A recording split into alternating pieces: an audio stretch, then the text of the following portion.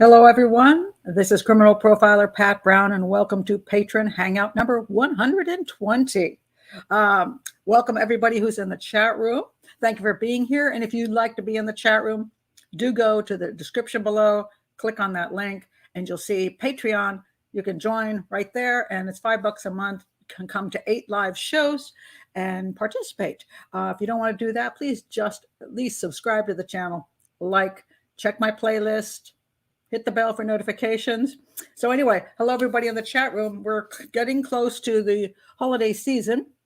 So I want to talk to you about what I'm going to do on Saturday, which is when the show is going to be. This is the case show that I do every week. And I wanted to do a case show, well, first of all, not on Christmas Eve. So that's why I'm not doing it on Sunday. It's going to be Saturday at 3 o'clock. And I also wanted to pick a show that was not what I consider kind of appalling, considering Christmas is coming up. I didn't want to do some horrifying story of, children being murdered and all of that. And I didn't want to have one of these shows, homicide for the holidays. Oh my God. I saw this advertisement. I guess this has been a regular show. I think it's on Discovery.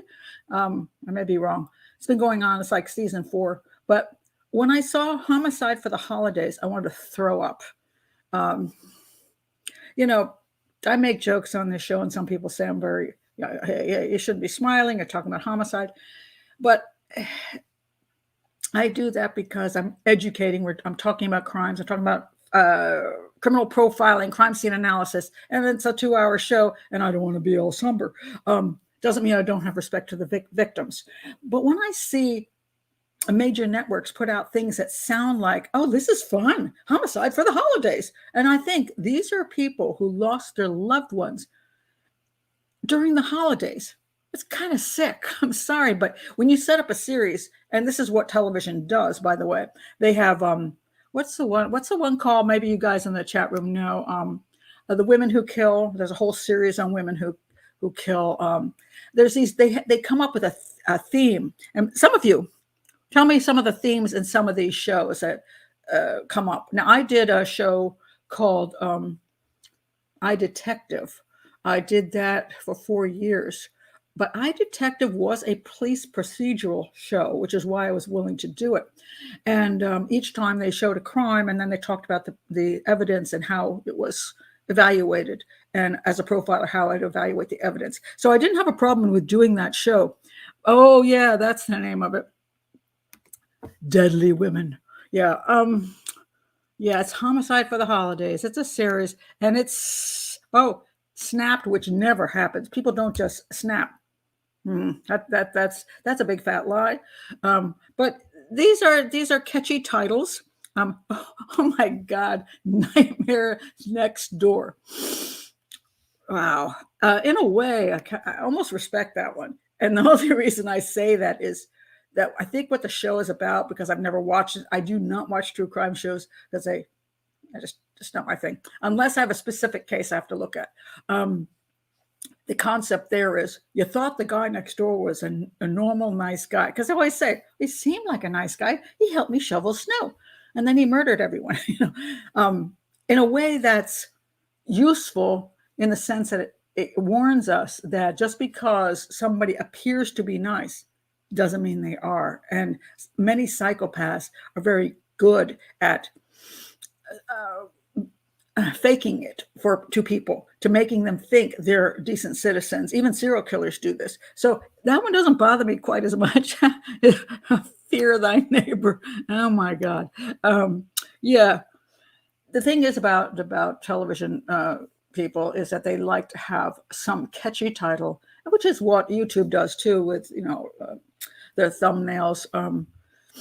I understand it partially. I can't say I'm totally against it. When you're trying to sell a product and trying to survive, not so much for these big channels, but this is how they make their money. But the homicide for the holidays kind of made me want to throw up. I don't know. It's just every once in a while, I'm like, okay, maybe you've gone a little too far. And I think that's it, because we think of holidays as a time of love with our families and friends. And somehow to make that into a television show where, oh, look, all these people lost their loved ones on the holidays to brutal murder, just seems like a sick title. Just saying. Is this a secret topic today? I have no secret topic, Sarah, unless you're talking about something else. Okay, but what I'm going to do on Saturday, because I didn't want to do a homicide for the holidays, some really creepy, horrible thing where the family was opening their presents when some maniac came through their window and chopped up their family. Not what I want to do, near the holidays. So, and you do see I have a holiday thing behind me. By the way, if you want to buy this, I'm not showing for this beautiful arrangement, but this does come from Amazon. I'm not making any money off of this, so I'm not going to put a link below. But this is the prettiest creche I've ever seen, and it has the angel over here and the palm trees, and there's got the sheep and the cow, and there's a star. And there's Joseph and Mary and the little baby Jesus. And here's the donkey. We have a donkey ourselves. I like a live one called Jitterbug. He's out in the field. But I happen to love it because it looks just like Jitterbug. And then you got the three kings here and a couple of camels, which if Annie Haley were here, we rode camels together in Mongolia. So it's very reminiscent of our vacation. And it's just the most beautiful thing. And it has you can't see it now, but up here where the dove is, there's a light. And so at night it just glows, and it's the prettiest thing ever. So my granddaughter and I put this up every year because it just makes me happy. So anyway, I wish I was making money off of that, but I'm not going to. Anyway, suspense games. Okay? So on Saturday, I'm going to do this case, which was recommended to me by one of my lovely patrons. Where is it? Okay, now I've lost it. Okay, I'm going to do this show because I feel it's not too offensive during the season. It is the case. It's a case in Derbyshire, England, from 30 years ago, and there's actually two places you can learn about this. I'm going to, after the show is over, I'm going to set up the show for Saturday. I'll send over the links. There's one link is to a documentary called "Am I a Murderer?" and the other one will be to her book, which I have bought. So. And today and tomorrow, I'm going to be reviewing everything. Janet Holt, she says, I am a murderer. So why did the police not believe me? She claims she killed farmer Fred Hanford 30 years ago after he raped her. This about around raped because we don't know if it's true or not. And read her extraordinary confession and judge for yourself where the truth is buried. So she has a book out, which she's done quite well with. And in that book, she has had some recovered memories from 4 days that went missing out of her mind, which after she went to this therapist, she has found out why this disappeared. And she is confessing to a homicide from 30 years ago. They've never found this guy. This guy did disappear and never been found. So fascinating case. I don't have any viewpoint on this yet because I haven't read her book. I haven't seen the documentary. So I don't know. I'm really looking forward to that. But I think this is at least a 30-year-old case, not involving children, not involving the holidays. So I think this is as pleasant as I can find a case for the holiday season. So it'll be Saturday at 3 p.m. Eastern Standard Time, and I'll send that over to you later. So, and by the way, in case you're new here, remember everything I do, even if you're all my videos are public. Once the time has gone by for the we have the these two shows I do every week. I do them. They are unlisted. They're just for patrons. But once a week goes by, I put them public. So you don't have to pay for anything to watch all of my shows on this channel. And I think this is important to say just because I really want to educate. And I appreciate everybody here who's supportive and supporting the channel. And I also love your company. But it's available to everyone so they can learn. That's important to me because otherwise it wouldn't be an educational channel. All right. What does this say? It just says, Pat, the police say she's admitting to the murder to make her book a bestseller. That is part of the part of what is questioned. Is she or isn't she? So I haven't read her book yet. I have her book. Some people say the book was a complete bore except for the murder issue. I don't know. I haven't read it yet. So yes, it's going to be interesting. So anyway, let's go to other things. All right. So that to me was extremely interesting. Now, I want to thank Benny. Benny just sent something over about the Kathleen Folbig case. Hold on a second. Oh, there we go. My click wasn't working. This is Kathleen Folbig. She's the woman in Australia who was convicted of murdering 4 of her babies, and she has been totally cleared now, exonerated.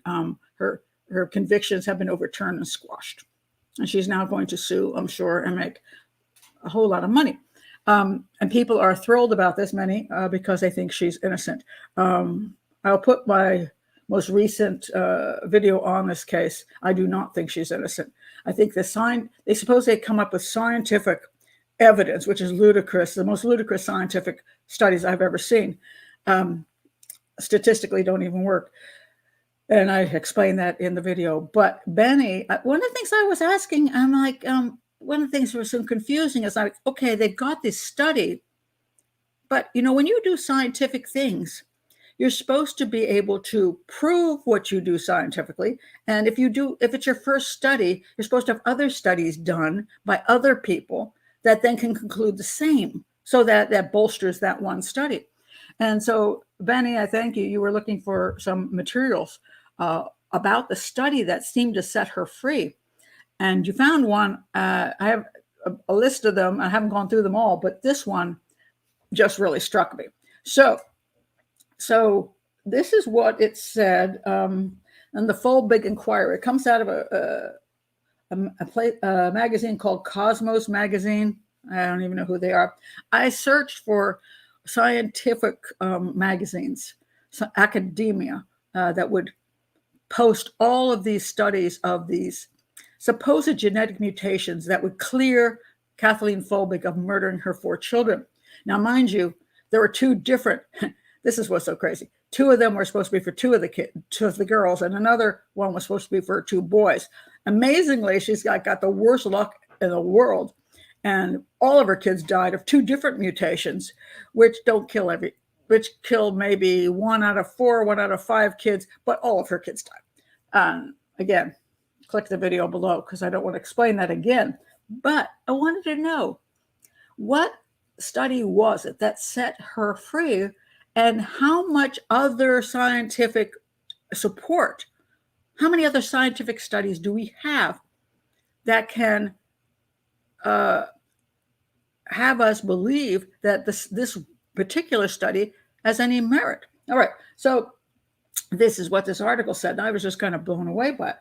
The inquiry into the convictions of Kathleen Folbig has heard that these mutations are incompatible with life. So these mutations, this is the 2 girls, not the 2 boys. The 2 boys supposedly died of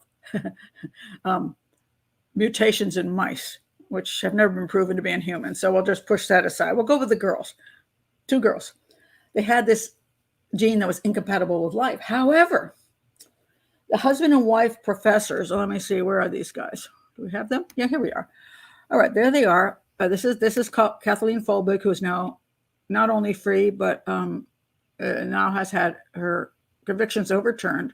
So she is considered innocent of the crime, or not, at least not guilty of the crime.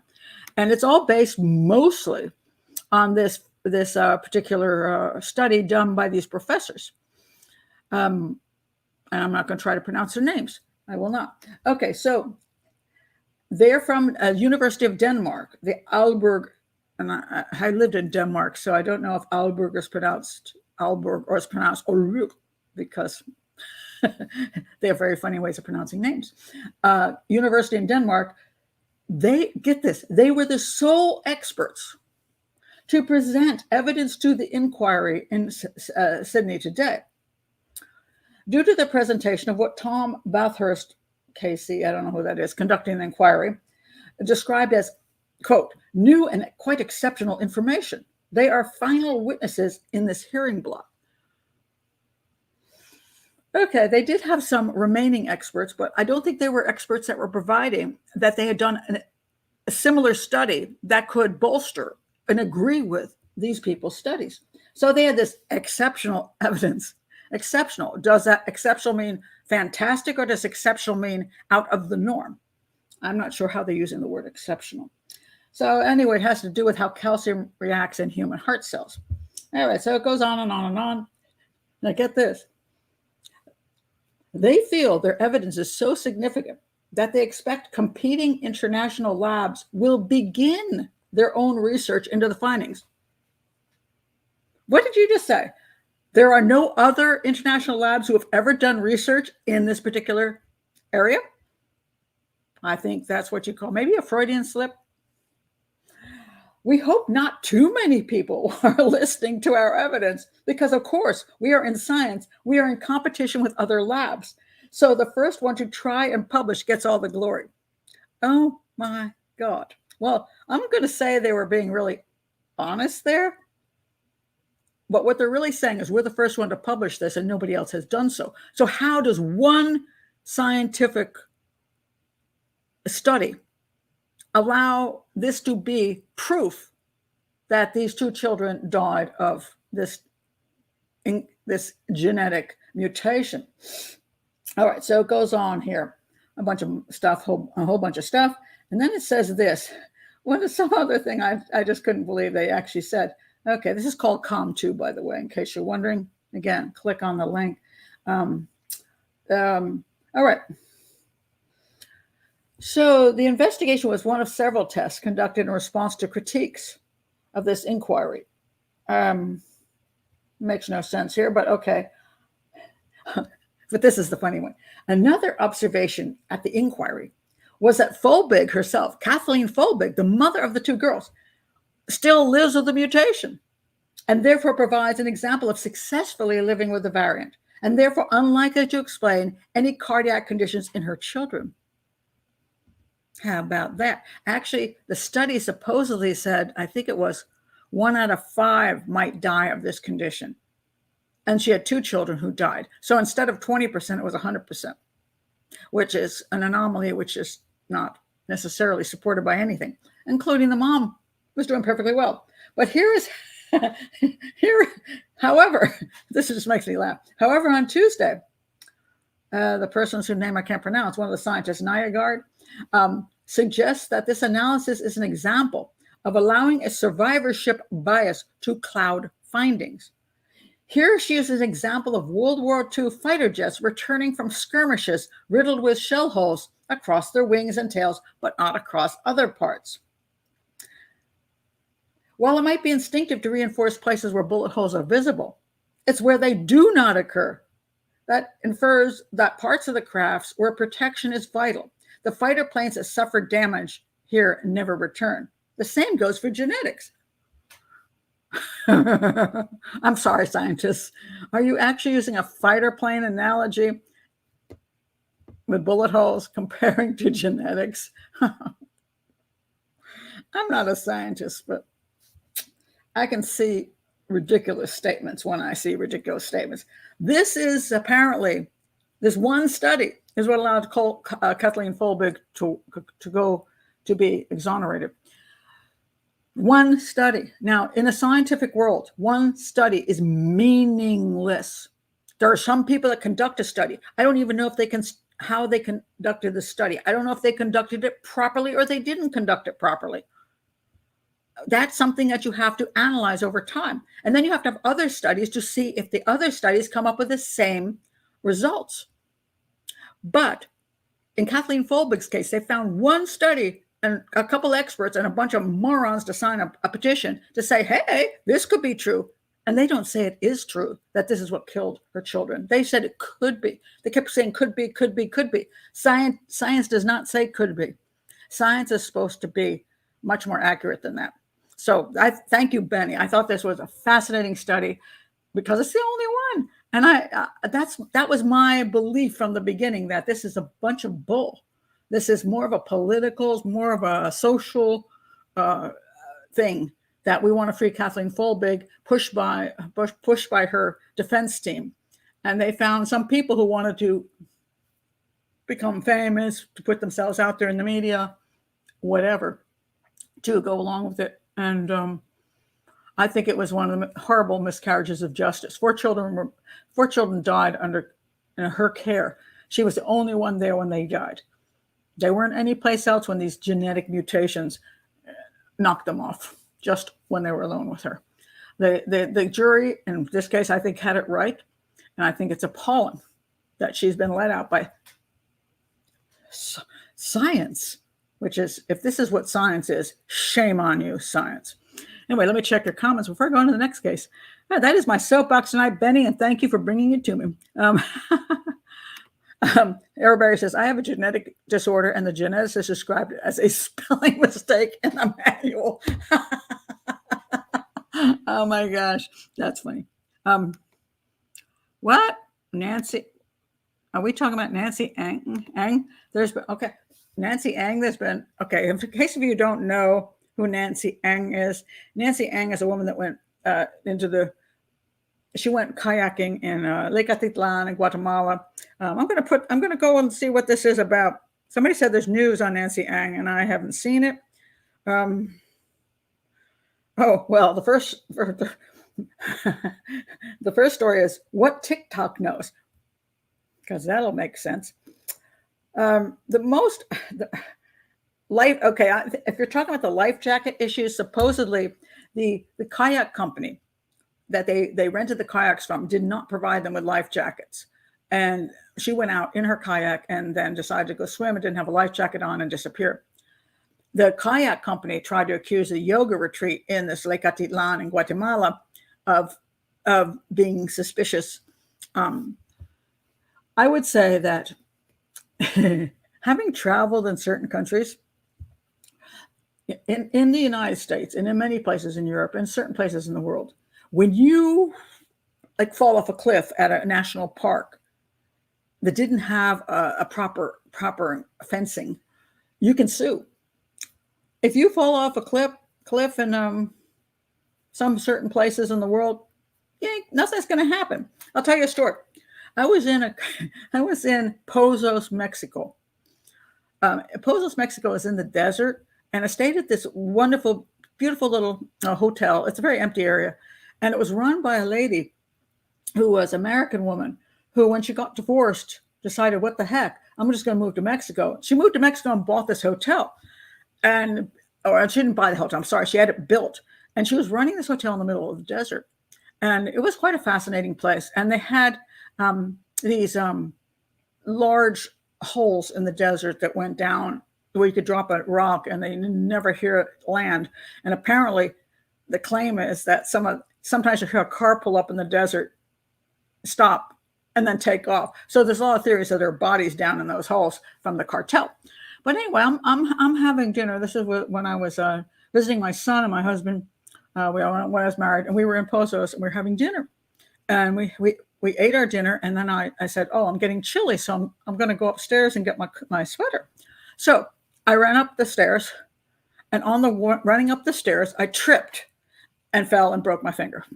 Now, if you've ever been in Mexico, you know that sometimes when they build things, they'll have like the stairs. One is here, and then one is a little higher than it should be, like an inch higher, because somebody didn't do the measurements. So you got your rhythm going, suddenly you trip. So I go to my room, I get my sweater, I come back, I tell the lady in the woman who runs the hotel, the owner, I said, look, I broke my finger in your hotel. And she said, you know what they say? You break your finger in America, you have a lawsuit. You break your finger in Mexico, you got a broken finger. And she gave me a free beer. And so when you're in certain countries, they skirt certain safety issues. So apparently it seems like this kayak company didn't bother with the life vests. And apparently the people went out without them because whatever reasons, my opinion, think about this, don't go out without one, but they have gone out. People do because they're having fun and it seems fine. And I don't need that. And so they also skirt the safety rules and they end up in situation. Now that's the only thing I see that's new on Nancy Ang. So is that what you're talking about? Because I'm curious now. Yes, just Kathy says bad decision to swim without a life jacket. The Lake Atitlan, I've been there. I've been there twice in my life. It's a very deep lake. It's very big. It's sometimes has bad currents in it. I always took an outboard So, I didn't go in a kayak. But I'm not saying you can't go in a kayak, but I would wear something to protect myself. And so far, the Guatemalan authorities have said Nancy Eng died of drowning. They haven't found her body, unless you just know something I don't. But so yeah, I just don't know. Hi, Lila. Lila's here now. Hello, Lila. You're late, but that's okay. All right. So interesting. I wasn't even going to talk about that case, but fascinating. All right. So I want to talk about the reason I brought up the Kathleen Folbig thing was because Benny gave me this info, but also someone had sent me this interesting story about this guy named Dr. Charles Smith. And I want to, in all fairness, I'm going to point out two stories, two issues. When you're talking about, well, maybe more than that, there's always two sides of a story. So in Kathleen Folbig's case, I think it was well proven, in my opinion, the jury had it right, that many children would not die in her care unless she had something to do with their dying. Okay. However, that is now overturned. But there's always a question, and this is where Dr. Charles Smith comes in. So here he is again, Dr. Charles Smith.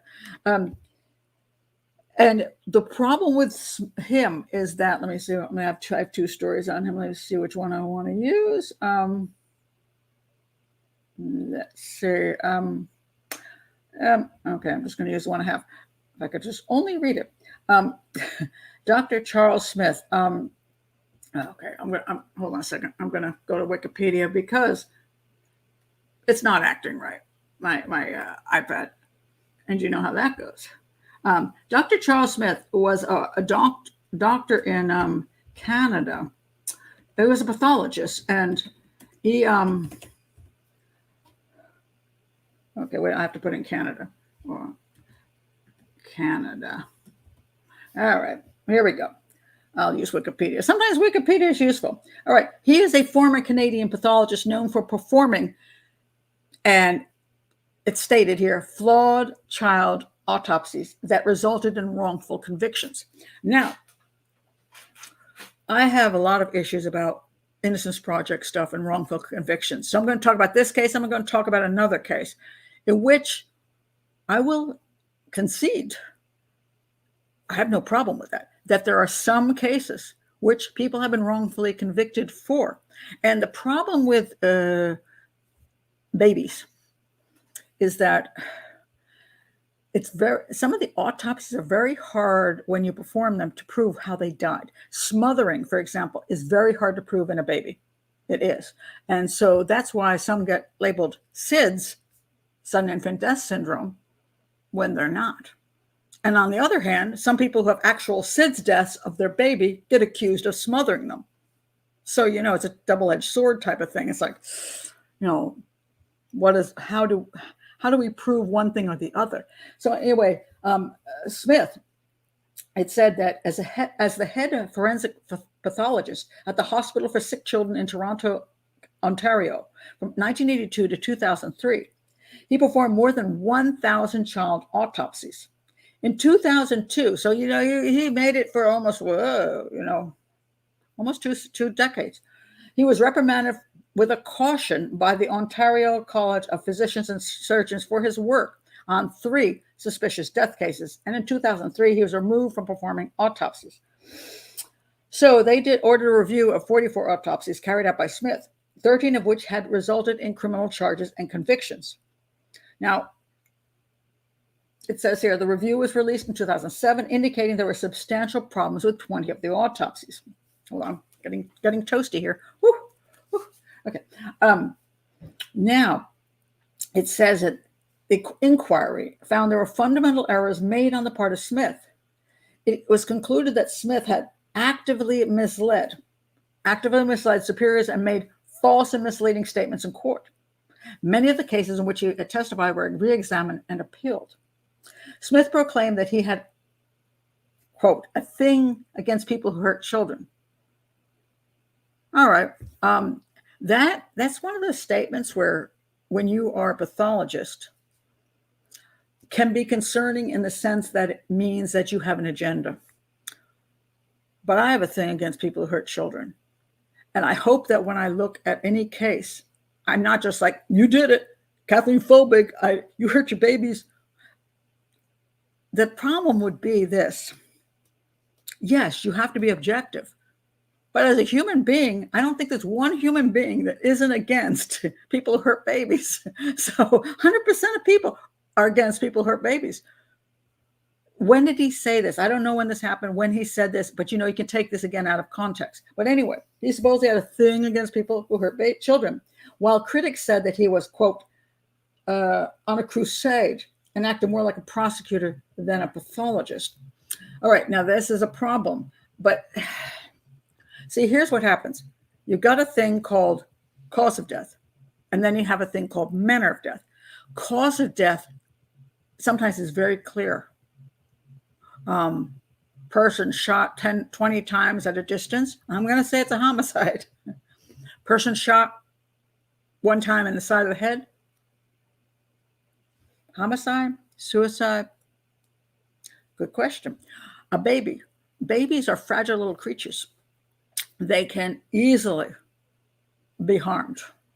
They can easily succumb. They're tiny little things. Just to succumb to something. Because it depends how strong they are as creatures coming into the world. And then so when you're looking at things, can you prove how they died? And if you can even prove how they died, can you prove why they died that way? For example, here's an example. My daughter she was standing. How was she one? I don't know, but I remember this so well. I was in California. I was at a store. My husband had driven. I was in the passenger seat with the baby, and she was like crawling around. She wanted to stand up and hold on to the wheel, right? Because she thought it was fun. I don't know. She must have been close to a year, right? And so she's standing up like this, and my husband suddenly returned, opened the door, and she fell out. And I still remember seeing the car, the floor of the car. Remember seeing these 2 feet going like this down to the pavement. I was horrified, of course. I'm like, oh my God, Now, luckily for me, that child survived and was perfectly fine. But can you imagine if she had a head trauma? Then they would bring me in. Let's say she died of head trauma. Then they would bring me in, and they might actually find a cause of death as head trauma. But is it homicide or was it accidental? Very tricky when it comes to children. So the same thing is true with the SIDS deaths. Very tricky. Now in this particular instance, it says here.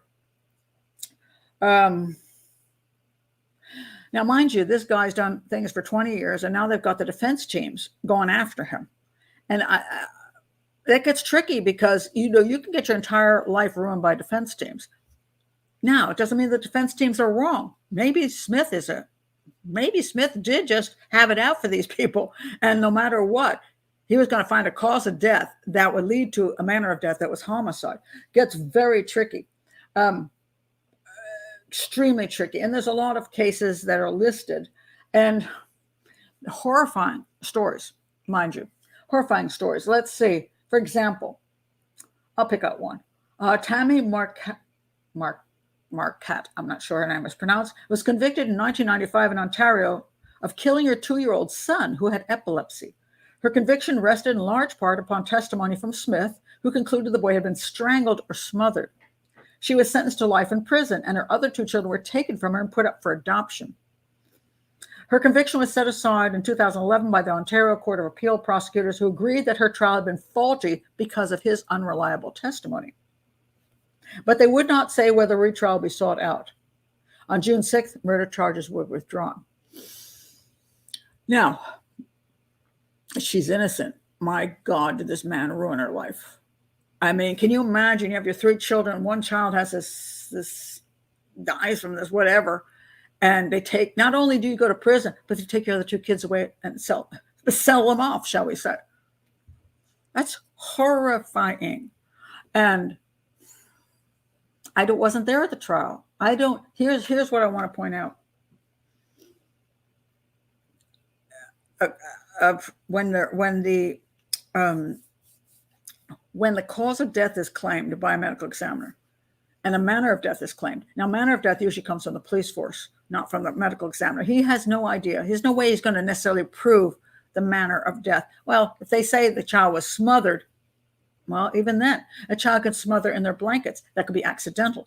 By the time it becomes a homicide, it usually has police input saying, hey, we think it's a homicide for these reasons. I mean, there's some obvious, again, as I point out, 20 bullets from a distance is a homicide. You don't need the police to tell you anything. But there's a lot of these ones that are on the borderline where the police give their opinions, and that is what goes down on the record. The problem comes down to this is there a reason why the police had reason to believe it was a homicide? In the case of Kathleen Folbig, there were a number of reasons for them to believe it was homicide.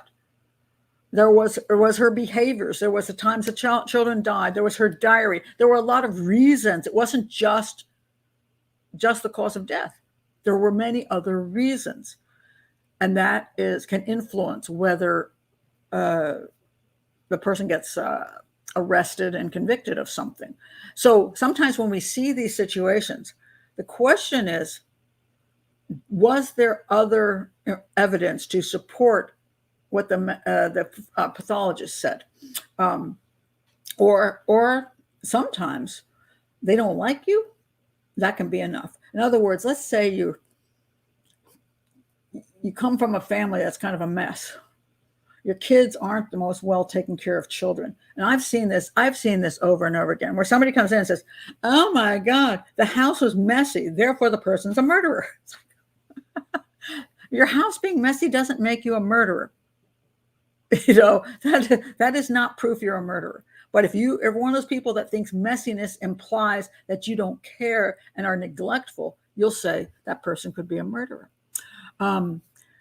There are many women who have been convicted of murder whose houses have been quite tidy.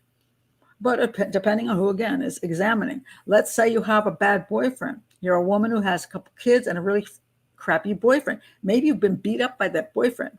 When your child ends up dead, they're like, probably dead. And the boyfriend was home taking care of that child. They're like, obviously, the guy killed the kid. So there's all these things around.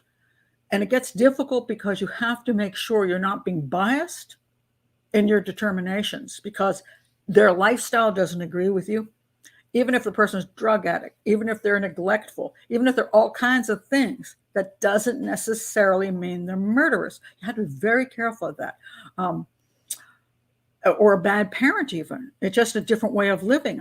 I see this all the time. Even when my son got 3 weeks old, he had viral meningitis. I took him to the hospital, and they sent a social worker to come talk to me because I did not have I had an unattended home birth, which made me a bad parent, which made me a crazy lady. And my kid hadn't gone to the doctor, so I must be bad. I have a different opinion on these things. I homeschooled all my children all the way through. That makes some people think that makes me a bad parent. Now, you can disagree with my approach to life, as I can disagree with yours. But that doesn't make you a bad parent. I've had sisters-in-laws who every child has been born by C-section when they didn't need them, and put their child at risk. I don't think they're bad parents. I think they believe the doctors. They did their thing. There's nothing is absolute. There are women who have to have C-sections because it's necessary. There's women like me who avoided going back. I had my first child in a hospital. It was a horrific experience. I never wanted to go through that again because I thought they were trying to do me in and my child too. I didn't trust them. Now, it's an opinion. It's way as we are human beings make choices in our lives, whether we're going to work, whether we're going to stay home, whether we're going to nurse our babies or give our babies bottles. Everybody's got an opinion of what works for them and whether the child will survive into adulthood. So when I was at the hospital, a social worker comes out, I'm like, oh my God, they're going to think I'm a whack job. And they're going to now accuse me of, and that was a concern, that they were going to come out to my house and then accuse me of being a poor parent and take my children into custody. And we had a family bed. We had all of us sleeping in the same bed together. I didn't even have a crib. So I had to call my friends and say, please bring a crib over and shove it in the room next door, just in case these people show up. because I don't want to be wrongly accused of child abuse or neglect.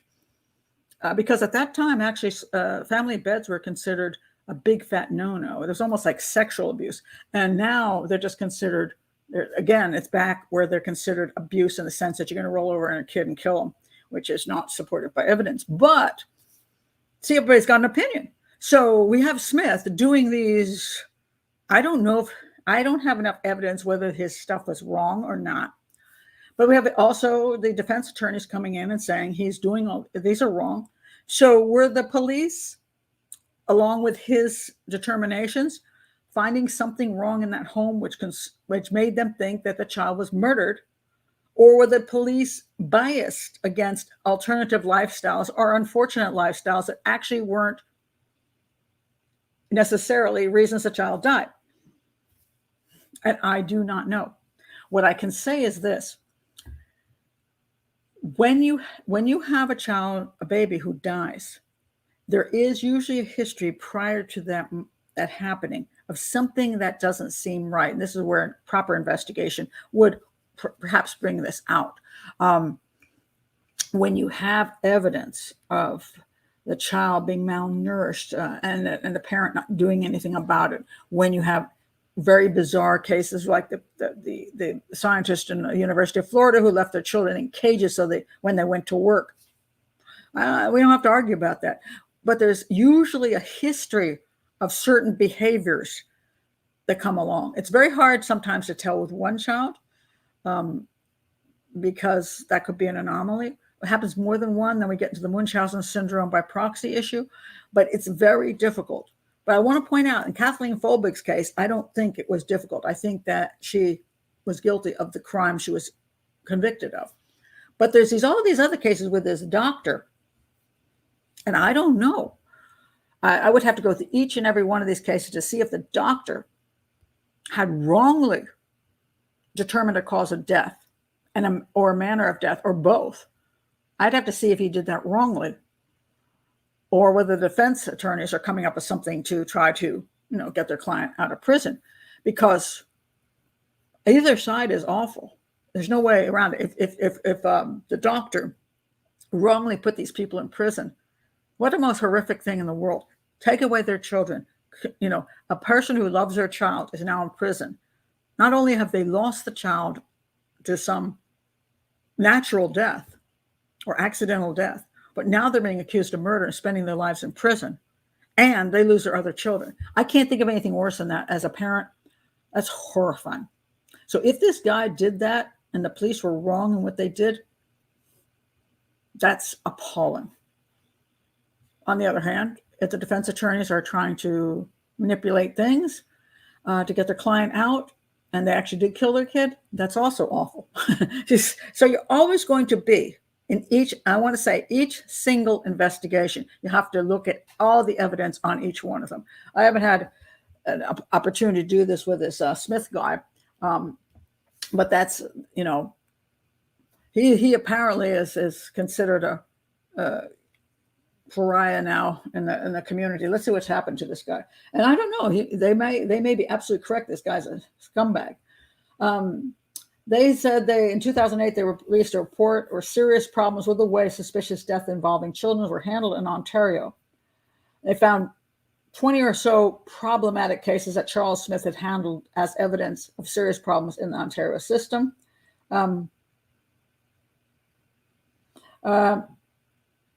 And then we have the shaken baby issue. Also in 2008, the chief forensic pathologist for Ontario began a public inquiry into 220 cases of shaken baby syndrome to determine if anyone was wrongfully convicted in the baby's deaths.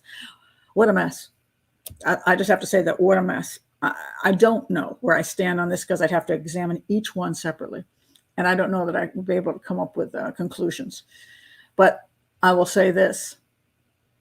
The homicides of babies are one of the most difficult things, or the deaths of babies are one of the most difficult things to analyze and come to a proper conclusion. You don't want to accuse a parent of killing a child that died of natural causes or an accident. That's horrific.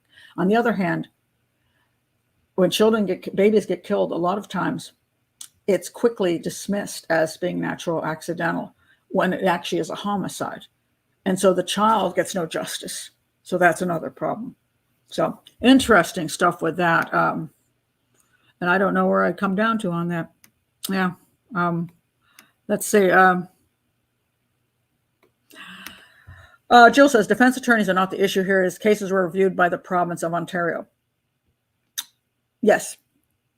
But again, all I'm saying is I don't know. When you take a look at Kathleen Folbig's case, it was reviewed by the judges and the governor, and she was set free. It's very hard to know. I'm not saying I'm not saying they're incorrect. I'm just saying it's always very hard to know. This is the most difficult part with infant death. It's just very difficult. Just same thing when you have, let's say, a teenage girl goes into the bathroom, has a baby in the bathroom. She claims the baby was born.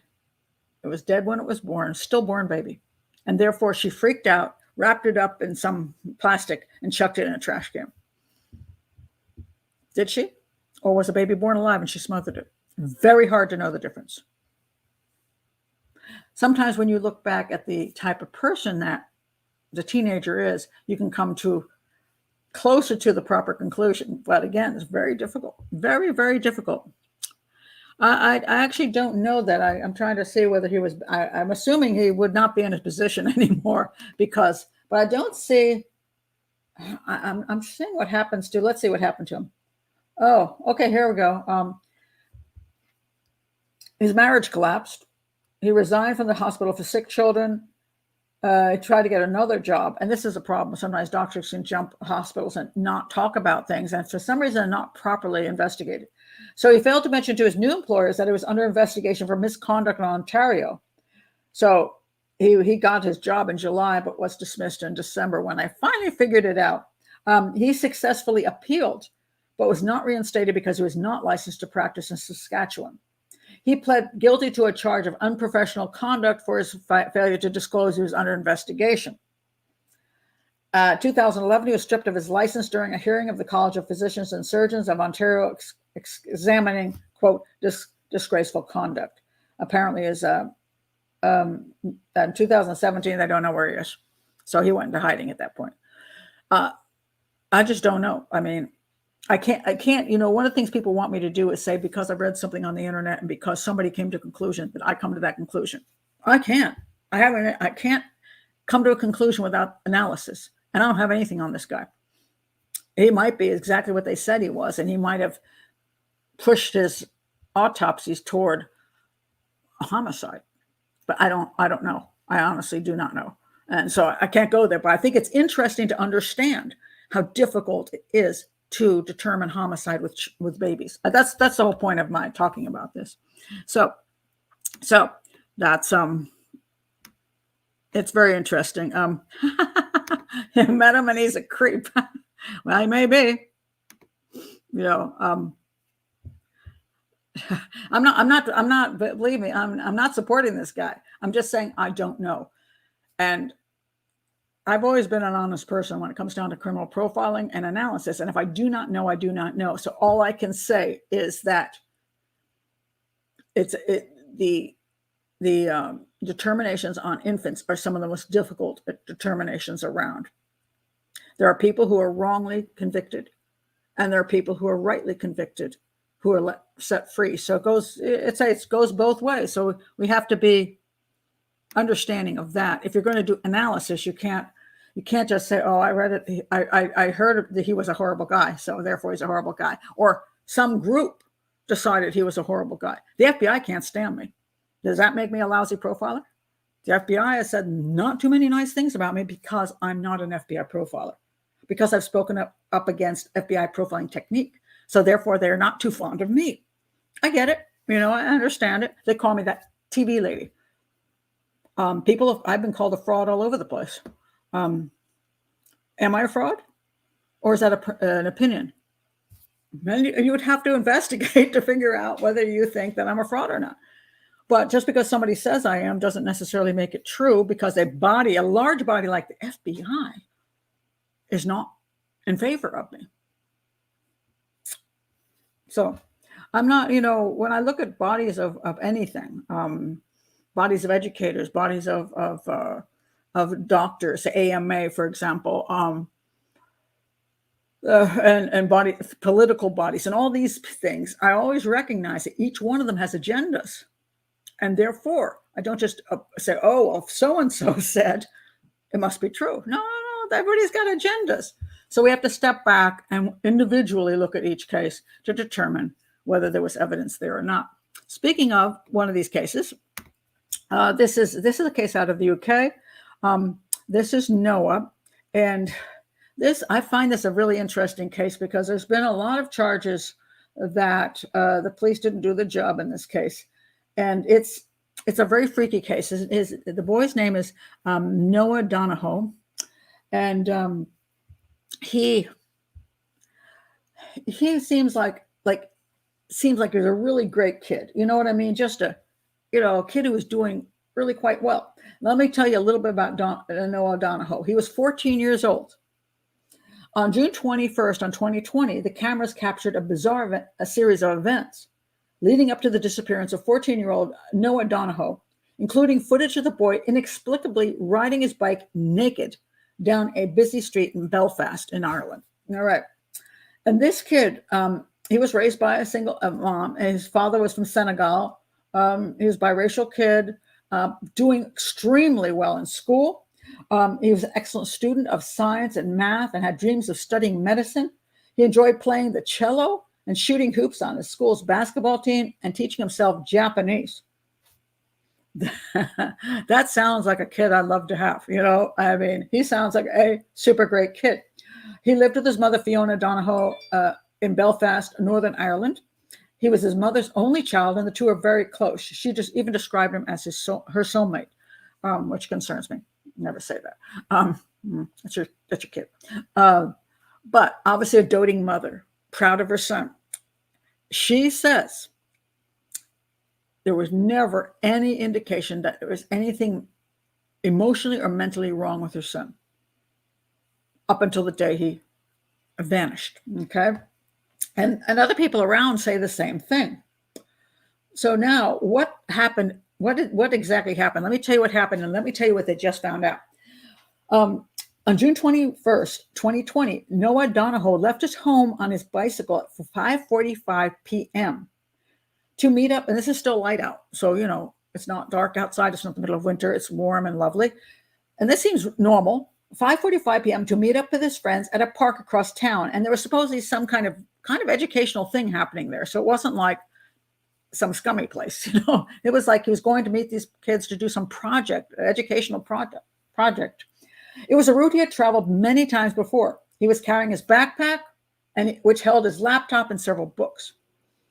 5 minutes later, now this is after he leaves his home, 5 minutes later, he was spotted on CCTV footage riding down Royal Avenue, a busy shopping district. By the time he got to the end of the street, however, his backpack was gone. No one witnessed how he lost the bag, and the cameras don't caption it. So this is very bizarre. So he leaves his house, 5 minutes, and 5 minutes later, he's at the end of this avenue, and he's lost his backpack is not with him, which has his laptop and books in it. Now let's see. What time was this? He left at 5:45. 5:50, seen down the street without the backpack. 10 minutes later, a driver saw Donohoe fall off his bike at an intersection. The helpful citizen tried to help the boy up, but Donohoe quickly rode off. Now, this is important because one of the beliefs in this story is that there's a third-party intervention, that somebody did something to him that's a homicide. But what we see is he left home of his own volition. 5 minutes later, he's seen without the backpack, but still riding his bicycle. No one chasing him, no one with him. Now, interesting enough, he doesn't turn around and go back home. He's lost his backpack. Why doesn't he go home? But he doesn't.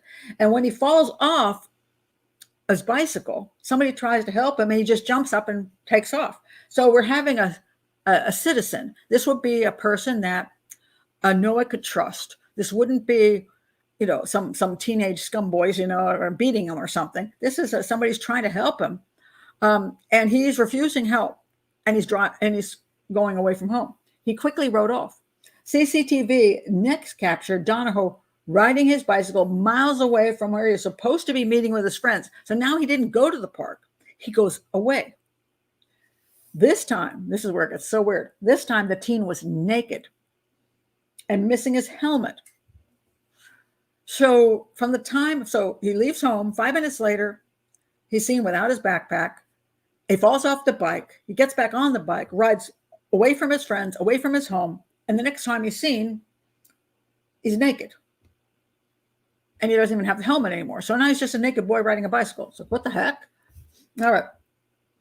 A witness confirmed seeing the young man without any clothing riding in a neighborhood far from his planned route. Again, alone, not being followed, nobody with him. Again, CCTV was unable to capture where the boy had lost his belongings. Eventually, those belongings ended up in the laptop ended up in the hands of a criminal who claimed he just found the backpack and just wanted to make money off of it.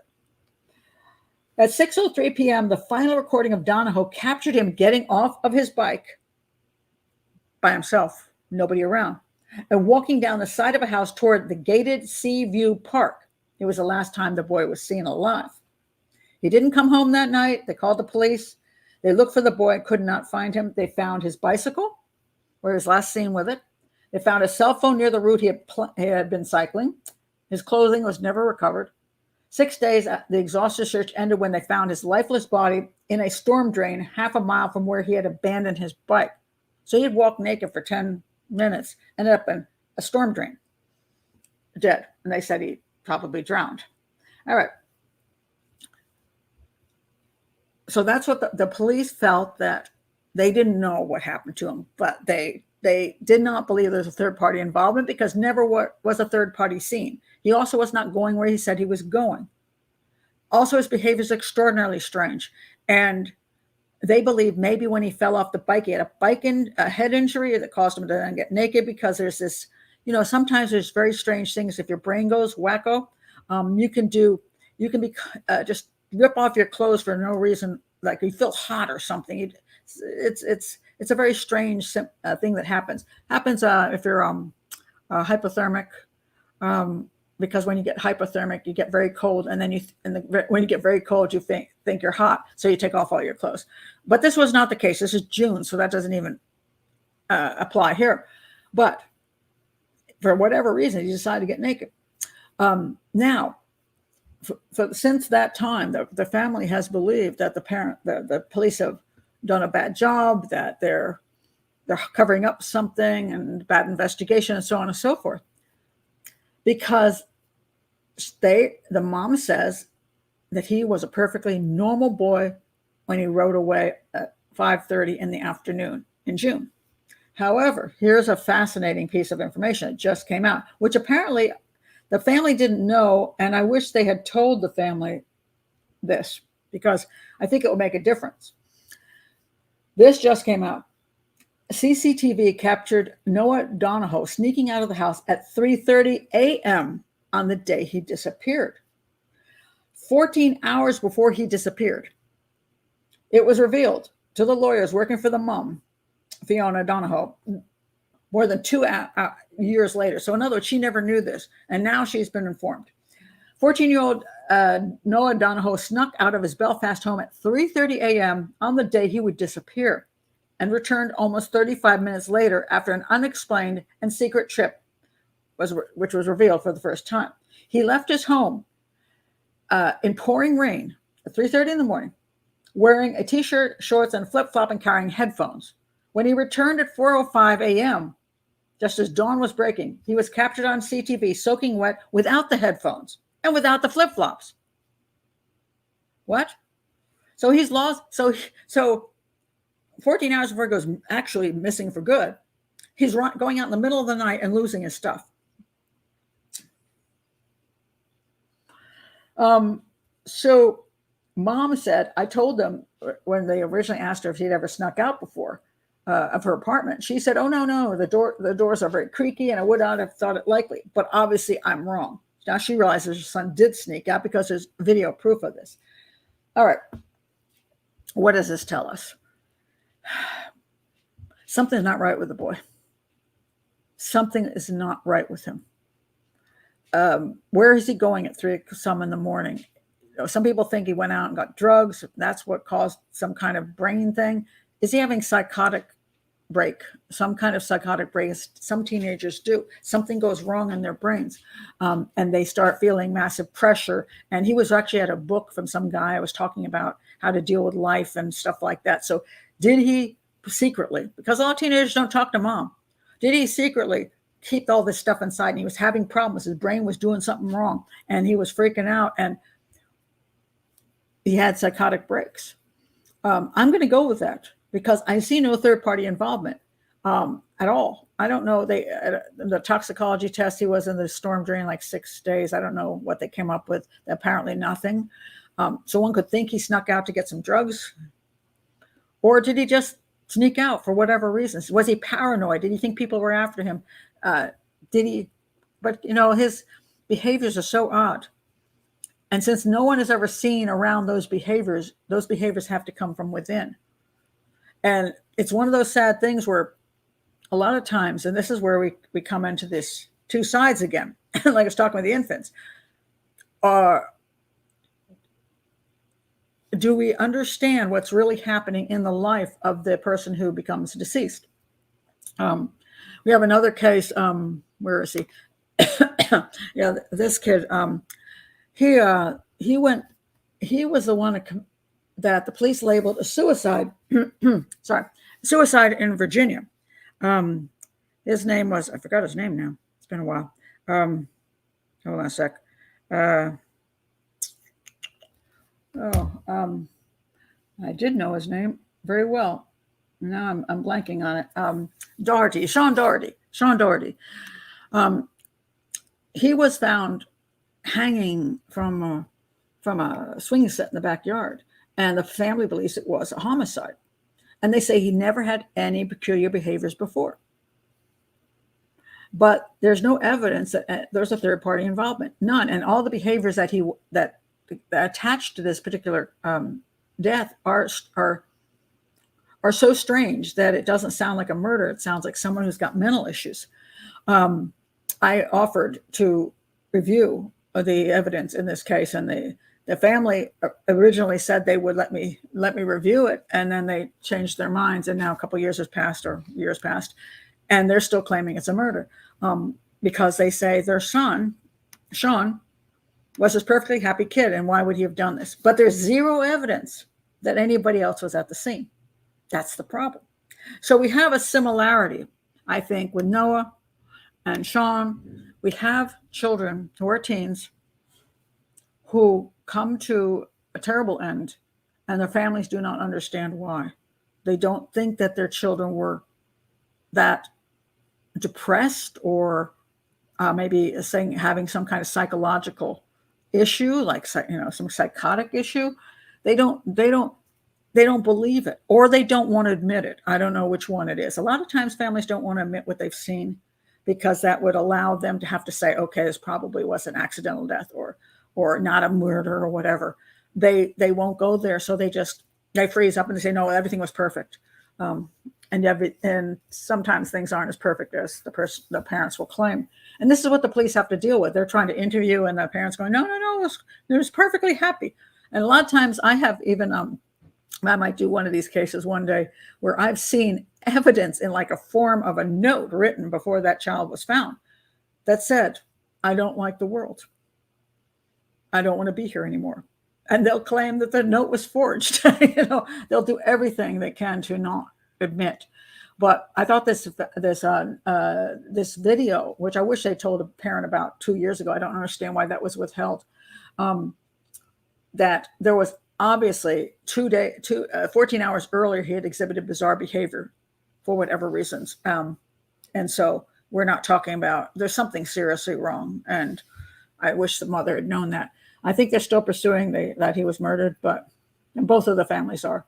But it's very hard for families to accept alternatives. They prefer to think their child was murdered and they didn't miss the signs. I'm going to go to your comments now before I go into the next story. Let's see. Goodness.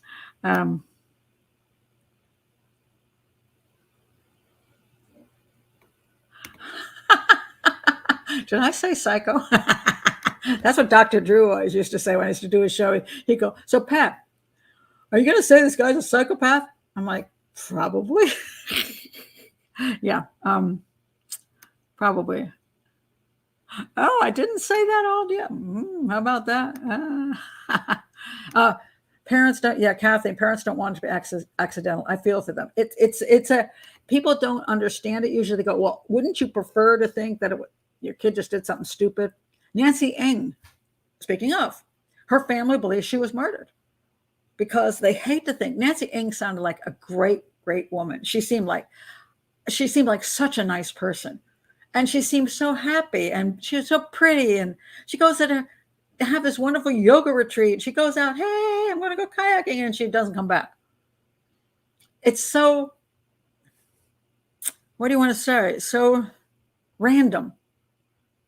It's like, do you remember, I don't know how old you are, but I do remember from Ronan Martin had this thing called the fickle finger of fate. You know, you're walking along, da, da, da, da, da, da. Yeah, fickle finger of fate. Drunk driver. A tree limb falls on your head. You make a stupid, you make a stupid mistake. Stupid mistake. And that's, you've lost your life.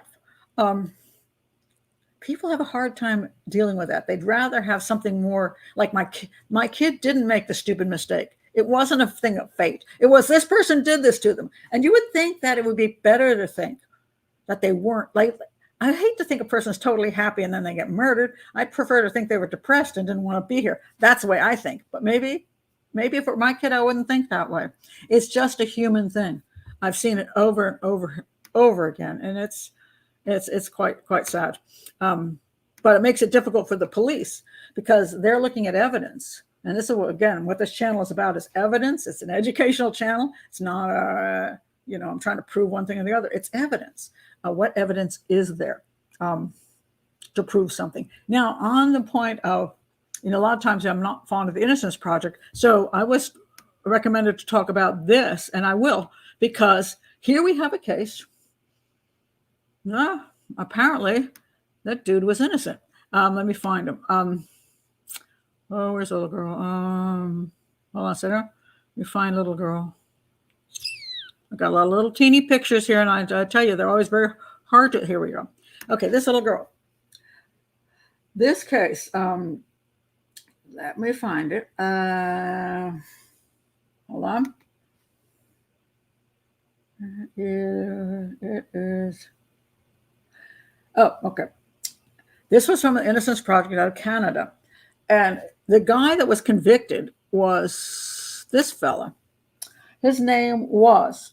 What was his name? Let me find it. Paul Morin. Okay. And he was convicted. This is in October 2020, Toronto police announced they had finally solved the 36-year-old cold case that initially led to this guy you're looking at, Paul Morin's wrongful conviction after 2 trials. All right. The little girl, she was 9 years old. Her name was Christine Jessup. She had come home from school. The family had gone someplace and she was by herself. And then she ended up dead. Let me tell you how it happened. October 3rd, 1984, 9-year-old Christine Jessup disappeared sometime after being dropped off at home by the school bus. When her parents came home, they found her school bag on the counter, which is interesting because it means she arrived home. So why would she then not be there? But there was no sign of Christine. By early evening, her parents realized something was terribly wrong, and her mother called the police, and they did a search, but they couldn't find her. Her body was not found until December 31st, so 2 months later, over 50 kilometers from her home. Christine had been stabbed to death. Investigators discovered semen stains on her underwear. And I want to point this out. This is so important. DNA was in this crime. This was not touch DNA. A lot of people, when they hear about touch DNA, they think this will solve every crime. Touch DNA is so easy to be transferred. In the Jean Bonnet case, people go, oh, there was DNA on her underwear. Yeah, it was touch DNA. All you have to do with touch DNA is she could be playing with a little boy. She could go, And then she could put her hand down her underwear, which all girls do, pull up her underwear or something. And his DNA will transfer to her underwear. It's touch DNA. It's not semen. It's just touch. Semen DNA is a whole different thing. If semen DNA had been at the JonBenet Ramsey killing at her underwear, I'd say that DNA would be the DNA of the killer. Okay. You don't have DNA from semen. Sometimes saliva has a bit of use. Sometimes that's a little questionable too. Again, because it can just, you could just be, kid could be going, blah, blah, blah, some other kid, saliva's on her hand. Even that's not great proof. But semen, there's no reason that should be there. So in this case, they had semen DNA. But it was 1984, so doesn't that suck for this guy named Ghey? Okay, sucks for him because there was no way to test it back then. All right, so they found her, and Christine's mom described as a happy, sensitive, lively, caring fourth grader who loved school. She was buried, and they were trying to find out, of course, who the heck killed her. At the time of her disappearance, Paul Morin was working as a finishing sander with a furniture manufacturing firm. He also played the saxophone and clarinet and was a beekeeper and helped his father with renovations on the family home. Ghey and his parents would later testify that on the day Christine vanished, he had brought the groceries in, taken a nap, and then worked on renovations until dinner. Now, he lived next door. This is the poor schmuck's problem. He lived right next door. And people thought he was kind of creepy. They called him a weird type guy. That's what the mother, Christine's mother, thought he was weird. So that's why they became interested in him, because he's the weird, what was that show? The Killer Next Door, right? That who would have access to Christine more than the neighbor guy, whose family's giving him a fake alibi. So this weirdo dude is next door. Christine disappears. Well, great suspect. I can't say that guy's not a good suspect. Now, is there proof he did it? At this point, I'm on looking at the case. No, being a next door neighbor and being weird doesn't mean you did it. Just means I might want to look at you because she disappeared right from her house. All right. So they did surveillance of his home. He was interviewed by police officers. And during this interview, Ghey did not say anything that objectively could have been construed as confession. However, they thought it was weird that some of the things he said they thought were creepy. And he also knew where her remains were found, but that was actually public information. They didn't like the sound of a comment he made to the effect that, quote, all little girls are sweet and beautiful, but they grow up to be corrupt. Okay. That's a little concerning. No, this is not the Gigi song. Thank heaven for little girls. Da, da, da, da, da, da, da, da. It's not like that. He's saying, yeah, they're cute, but then they grow up to be horrible women. Okay. So, and then he made a snarky comment about his innocence, perhaps because maybe he was irritated. So in other words, his interviews did not go well. The police did not like him. He's a creepy dude, according to them. So he was arrested. They searched his home, took samples of his hair, blood, and saliva, which he gave voluntarily. During a 6-hour investigation, he stated he was innocent, but it would take a decade before he got exonerated. First trial, they heard that a hair stuck in her necklace matched Ghey's hair sample. And similarly, 3 hairs found in Ghey's car matched Christine. And there's a lot of issues about the problem with hair and fiber samples, which has become heavily discredited over the years. I can't say it's totally wrong that, when you have the match, it's totally wrong. But on the other hand, it's always not right. So it's a very confusing topic. So anyway, they said, the jury also heard from 2 of Ghey's cellmates, Mr. May and someone identified only as Mr. X, that he had confessed to killing Christine while incarcerated. He said he never confessed to anything. So I don't know who these 2 guys were who wanted to say he confessed. But the problem is, a lot of times snitches in prisons, they're either snitches because they just actually are snitches and they're telling the truth, or they just want favors. And so or they want to play games. So it's very hard to know. The defense team maintained it was impossible for Ghey to have left work at the hour indicated on his time card and have arrived at Christine's house with enough time to commit the crime. They also argued that the hair and fiber evidence did not really prove anything. And so, whatever. So he was found in the first trial in 1986. They had a verdict of not guilty. He was acquitted and set free. Okay. But then he had a second trial. The Crown appealed and he had a second trial, which I think is interesting because he was found not guilty. So let's see how this works. The Crown claimed the trial judge had made a mistake in directing the jury about the meaning of reasonable doubt, and that the acquittal should therefore be thrown out and he should be retried. This is where these technicalities come up. A lot of times defense teams, when they get people out of prison and they're innocent, the Innocence Project, they use this tactic all the time. They look for some little technicality. The guy's got like 20 reasons he's guilty, but they find a technicality, get the case thrown out, get him exonerated, and then they'll claim that he didn't do it when all the evidence still was that he did. But the media will jump on it and say, oh, see, he didn't do it. But in this case, the Crown was the one who used the technicality to retry him. So they ordered a new trial. He appealed this decision, but they dismissed his appeal and he had to stand trial again. All right, second trial was in 1990. Same crap all over again. But they also heard some new evidence from witnesses who had not testified at the first trial. Mostly focused on his behavior after the crime, that he was very uncaring about the way he remarked on her death. The problem is once you get time going by, people will start ruminating. Oh yeah, I remember when I saw him. I don't think he was sad. He wasn't sad enough. This is not evidence. This is people's opinions. Somebody testified that his when he talked about things, he clenched on something and his knuckles turned white. Seriously, that is not evidence, folks. That's pitiful. Another neighbor said that he chased her away from his car where the incriminating evidence had been found. Maybe just like he was like, get away from, she's messing with him or something. He's like, get away. And somebody also said that they heard a man's voice screaming, help me, oh God, help me.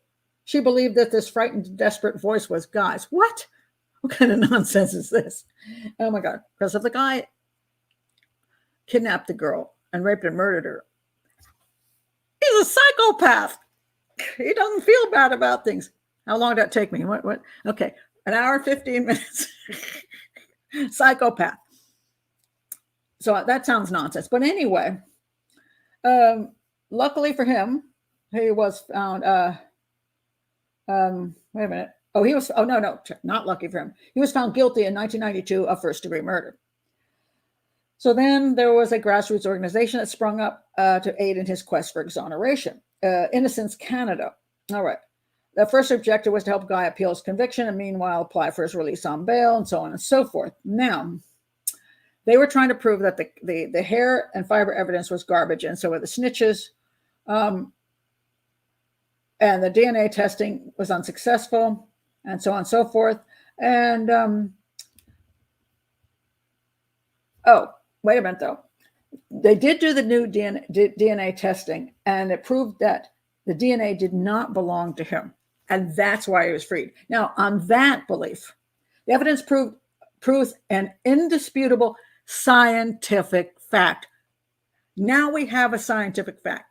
They tested his DNA against the DNA, semen DNA, not touch DNA, and it didn't match.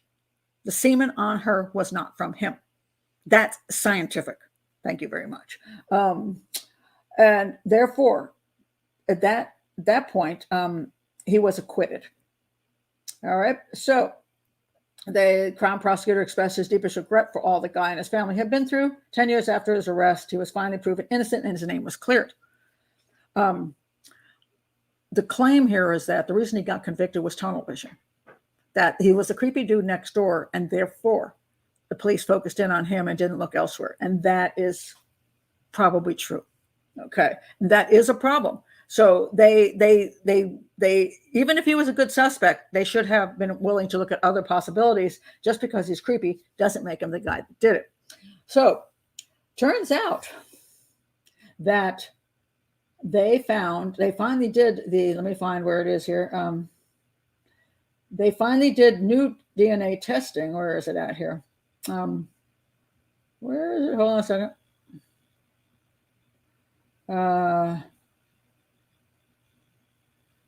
Hold on. Where's the thing on the new guy? They hold on a second. Where's the new guy?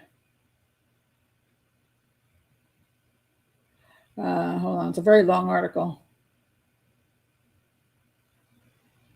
On October 2020, after 36 years, they were able to identify an alternative suspect through DNA on key evidence. And that was this guy.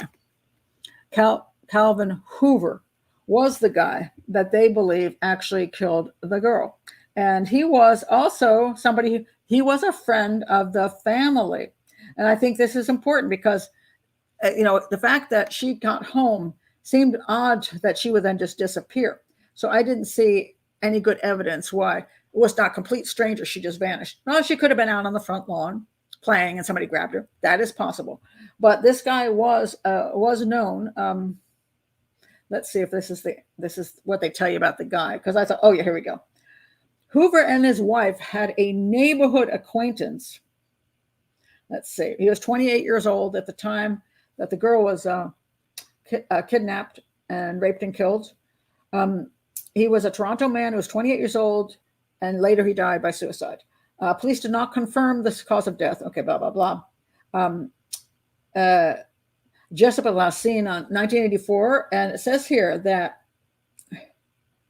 this guy, Hoover and his wife, this guy here, had a neighbor acquaintance relationship to the family at the time, and that Hoover may have worked with Jessup's father. I don't know about the may part. That seems kind of weird. He did have a dated criminal record, but had no significance for the investigation. He was never identified as a suspect. Now, sometimes you don't have any reason to identify somebody as a suspect, which is why this guy, who is creepy next door neighbor, did. But the problem with this case was he was convicted on quite pitiful. I don't consider that kind of evidence substantial enough. I think there was lots of reasonable doubt, which is why the first jury probably said, yeah, Dale House snitch, you got to this Fiburn. I'm not so sure about that. It seems like he has an alibi because he couldn't have gotten home from work in time. And just because somebody said he said some creepy things doesn't make him a killer. I think that, well, clearly that jury was right. So in this case, when the Innocence Project of Canada took this case up, I don't have a problem with that. This is the kind of cases I want to see them take up, where there was never substantial evidence that this guy should ever have been convicted. And now it's been proven he's obviously innocent of the crime. I have problems when they get people out who darn well know are guilty and they get them out on technicality. Totally different situation. So I'm not opposed to a defense. I'm opposed to a defense who actually knows they're guilty and is trying to get them out anyway for political reasons. So, yes, convicted for being weird. Well, the problem is a lot of people who commit crimes are weird. Those kind of creepy crimes. They are weird. And, there's something about them that is unsettling. But that doesn't mean every weird person. It's one of those things. They could say every psychopathic killer is a weirdo, but not every weirdo is a psychopathic killer. So that would be concerning. Let's see.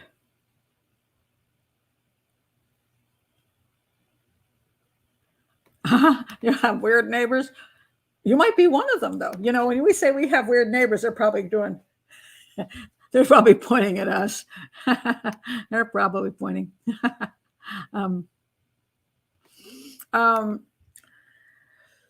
Yes and no. I don't know what the situation in this particular instance was. This is many, many years ago, and they might not have been able to do that at that time.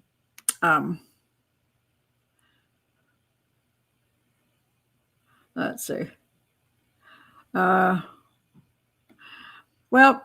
when you talk about interviewing, who they interview in this particular case, no, they never did interview that guy, the killer, actual killer, because they didn't have any reason to suspect him. So the problem is, who do you can how big a circle do you go? Do you interview every single person ever had contact with the family, and anybody in the neighborhood, and anybody who came through the neighborhood? This gets to be a huge problem. Should you? Well, yes, but what happens when you start having somebody you believe did it? And and you start focusing in maybe that tunnel vision, then do you want to waste a huge amount of time interviewing 1,000 other people? So this is the tricky part about investigations. This is the tricky part about evidence and all of this stuff. It's not as easy as people outside of the business think it is. So there's a lot of criticism of police detectives, of the pathologists, whatever. Lots of criticisms, because a lot of times people want them to spend 100 times the amount of money and manpower, and they don't have 100 times the money and manpower. And some people want every psychic to be listened to as well. I mean, the tips coming in, and 99.99% of those tips are garbage. People call in because I think my boyfriend did it. I think this, I think that, I saw a strange man in the neighborhood. I mean, most of it's garbage, and the police get overwhelmed. Can't believe how exhausted you get, because I've had this problem on cases I've worked, and I still get that. Do you know how many people they will send me stuff? Oh my God. They will send me emails and tell me, I know this. And I can tell a lot of times that they're schizophrenic, they're narcissistic, they're just, weird stuff coming in. And then there's people who think something, but there's no evidence. I can't do anything with it. It gets overwhelming, absolutely overwhelming. And so, the Monday morning quarterbacking thing is an issue and I do some of it too. When I look back at cases, I'm like, wish I had done that.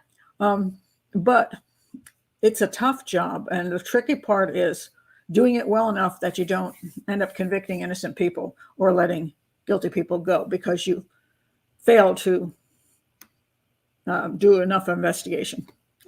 It's not easy. Absolutely not easy.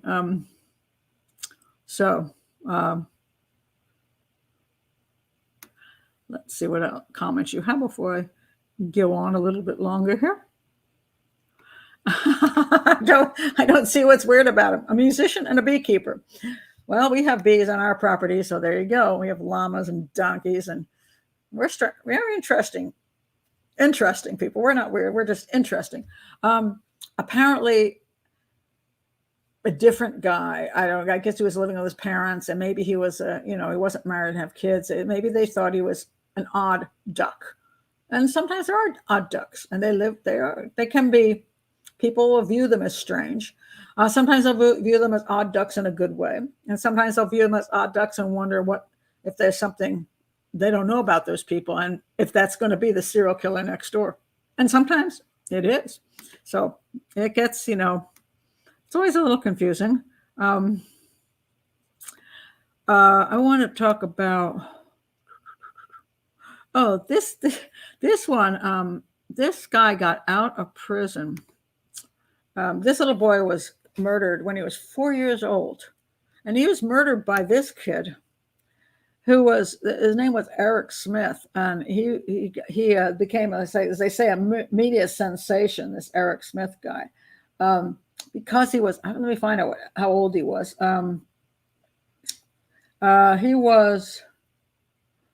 Smith is 13 years old when he murdered the 4-year-old.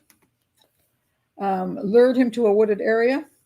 Now, mind you, some people question the parents in this, because the 4-year-old was walking alone to a camp down the street, a local day camp. And I guess the parent didn't think it was that far and the 4-year-old could get there. This was 1993. I don't know that I'd be comfortable sending a 4-year-old down, but apparently they did. And he lured him into a wooded area and strangled him and dropped a rock on his head and sodomized him and did other horrible, torturous things to this child. The child did not come home. Child did not come home. And she went to the park to pick up her son, only to find he never arrived. The murder case made national headlines because the killer at that point was 13 years old and the victim was 4. That night, Smith confessed to his mother that he killed Derek. And the Smith family did inform law enforcement. At least they didn't try to hide it, He was subjected to extensive medical testing from a specialist on both sides. They examined brain function, hormone levels, and found nothing to explain his violent behavior. Now, according to court documents, Smith, and here he is, this is when they reached a verdict. They found him guilty. This little kid, there's a tiny little kid too. They said that he was often tormented by bullies for his protruding, low-set ears. Really? They haven't seen my dad's ears. Yeah, that's not exciting. Oh, I'm sorry. Thick glasses, red hair, and freckles. Did children make fun of him? Yes. So that means you go out and kill a 4-year-old. Now, usually that's an excuse for mass murder in your school, but to go kill a little 4-year-old child who's never bothered you once, that is not, I'm going to say the bully claim, which is now claimed on almost every child who does some evil thing. It's always, I was bullied in school, and that's why I had to kill people. I'm sorry. Anyway, he gets convicted of second-degree murder, which I'm not sure why it's second degree, but all right. Then he was sentenced to a maximum term of then available for juvenile murderers, a minimum of 9 years to life in prison. So then when he became an adult, then there was more. And he says, he read out an apology letter. I know my actions have caused a terrible loss in the Roby family, and for that I am truly sorry. I tried to think as much as possible about what Derek will never experience. His 16th birthday, Christmas, anytime, owning his own house, graduating, going to college, getting married, his first child. That was written by the defense attorney. I guarantee you. If that's what seriously, wait a minute, 1994. That's what he wrote when he was that age. Bull crap. That was a defense attorney thing. If I could go back in time, I would switch places with Derek and endure all the pain I've caused him. If it meant he could go on living, I'd switch places, but I can't. At the end of his statement, he states that he cannot bear the thought of walls, razor wire, and steel metal bars for the rest of his life. And he apologized to Derek Roby in interviews. And so on. He has done this. However, he was denied parole 10 times. So here he is. He's getting older. Oh, this is when he was released from prison 2022. This is the creepy part. He's done lots of interviews now. In 2004, here's an interesting one. In 2004, he was on 48 Hours. So he's gotten a lot of publicity, but he's released from prison and he's supposedly on parole. Now, he was denied 10 times. Why? They cited a concern for public safety, in addition to the opposition of Roby's parents for his release. At the hearing, he told the parole board he would not return to wherever he was. I guess that's where he used to live, but he'd go someplace else. Then he was granted parole after 27 years of incarceration. And now he's out. The question comes down to this. What did they see after 10 years? Well, 10 times. So he was denied parole 10 times. Who's the idiot that let him out on the 11th? Why? Do they now believe he's a nice guy? Do they now believe, as a teenager he had a problem, but now he's perfectly okay? And I have this issue. I've stated this many times. There's a great difference between, let's see, I stole a pencil in school, to I tortured and murdered a 4-year-old. There's not a minor line. Some things you can understand. Kids do some stupid things when they're younger. It is true. And I know there's some teenage boys who've done some, like throwing, papering trees or houses. There have been some who've driven a car they shouldn't have driven. But that driven a car, maybe let's say it's one of the parents' cars and you get in behind the wheel and you drive away and you're only 14. Shouldn't have done it. Wrong. That's different than you take out a gun and you go to a shopping center and point the gun at somebody's head, shoot them, and steal their car. A violent carjacking. There's two different things. One is like, you can say, okay, he's being a teenage jerk and he needs to grow up. The other one is you're a psychopath. And you're never safe out there. Never, ever, ever. So, because when you get to that point, you get to these weird situations like this person, her name is Brianna Ghey. She's a trans girl. She was stabbed to death at age 16 in a park. Interesting enough, they won't give the names of the article I read on this. They won't give the names of her murderer. They call it X and Y, I think. Let me find it. Two teenage misfits. And this is kind of like a folie deux situation. Two teenage misfits formed an unholy alliance to murder Brianna Ghey. How a shy top-set student fell under the spell of an occult-obsessed girl who identified as a witch and watched torture videos as they plotted brutal stabbing of a trans schoolgirl. That article is unbelievable. They actually they wrote everything in emails to each other about how they were going to kill. This is not necessarily a hate crime. And I try to point these things out because sometimes it isn't really hate crime, no matter what race the person is, or if they're trans, or if they're whatever. The problem here was that they had a long list of people they wanted to kill. And the girl, she was a friend of Brianna. And then she claimed that Brianna said something mean or whatever, because she's just looking for somebody to kill. So they killed this poor Brianna at the park. And they boasted of all their twisted fantasies, and they did so many. They were so obvious. There was no way they were going to get away with the crime, but all of their discussions were absolutely appalling. Completely sick discussions. And people claim, both of them came from nice families. I'm like, what are your children doing being obsessed with murdering people? I mean, that's not normal. Again, you're not stealing borrowing the car without permission. You're drooling over watching people be tortured and agony and die. What kind of person does that? In this case, two. So anyway, yeah, what the heck? I mean, it's a horrific case. And what do they say here? They're both now 16. They're being treated with kid gloves because of their age and vulnerabilities. Only diagnosed after their arrest. Okay, so now they're both like autism spectrum after their arrest, not before, mind you.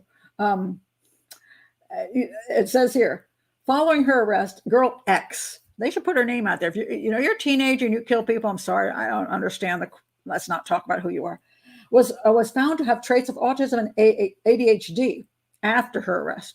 When the evidence against them was heard, both were given permission, this is unbelievable, to play with fidget toys to calm their anxiety. Oh, did they give Brianna a fidget toy as she was being stabbed to death? I certainly doubt. And they allowed the boy to have a crossword or Sudoku puzzles. Aw, that's so sweet. Taking the stand, girl X gave evidence from behind a curtain to minimize distractions. During the trial, she was demurely dressed in cardigans and dresses in sober colors. And, she's like an evil witch, right? She should be dressed with black and with a locket around her neck. Probably had a little picture of Jesus in there or something. And her hair worn down. She was so softly spoken, she had to be repeatedly told to raise her voice so they could hear her replies. That's where the defense attorney is really working on trying to get people to sympathize. Following his arrest, boy Y was found to be autistic. Following his arrest, everybody's autistic after they murder. And to have gradually stopped speaking to anyone but his mother. This selective mutism, the jury was told, was beyond his control. At one stage, his lawyers claimed that his silence might have been in part caused by the shock of seeing Brianna being killed. So you have them that he said she did it, she said he did it. They're both the fact that both of them delighted and planned this sick murder of somebody. Brianna wasn't the first choice. They were willing to murder anybody, but poor Brianna, she got to be the lucky victim. So anyway, he didn't have to give evidence from the witness box. He sat in an annex where he was able to type his answers to a laptop. Oh my God. Unbelievable. Given the nature of the crime, it's hard to feel any sympathy for either of them. No kidding. And while the boy's blood-spattered clothes suggest he may have been the one to wield many, if not all, of the blows that killed Brianna, it is clear he had to some extent fallen under the influence of his female friend. Well, shucks. Girl X feasted for hours on horror films and scoured the dark web. They actually found she was on the dark web for footage of real life torture and murder. She boasted falsely of having killed 2 other people before and talking of a desire to take bodily parts as 6 souvenirs. But she found a willing accomplice. Well, I'm sorry, but this whole concept where this is a folie à deux thing, that guy would not have become what he became if it wasn't for her. Well, that may be true. People always say you fell into the wrong crowd. You don't fall into the wrong crowd. You choose to be with that crowd. You would, if you didn't find that intriguing, interesting, or whatever, you wouldn't hang with that person. There's people I have met who wanted to be my friends, and I'm like, yeah, no, no thanks. Don't think so. Spend a little time with you, not so thrilled. And even teens and children, the same thing. They choose a lot of times who they want to hang with, what inspires them. And unfortunately, the parents don't seem to be aware of any of this nonsense because they are paying no attention.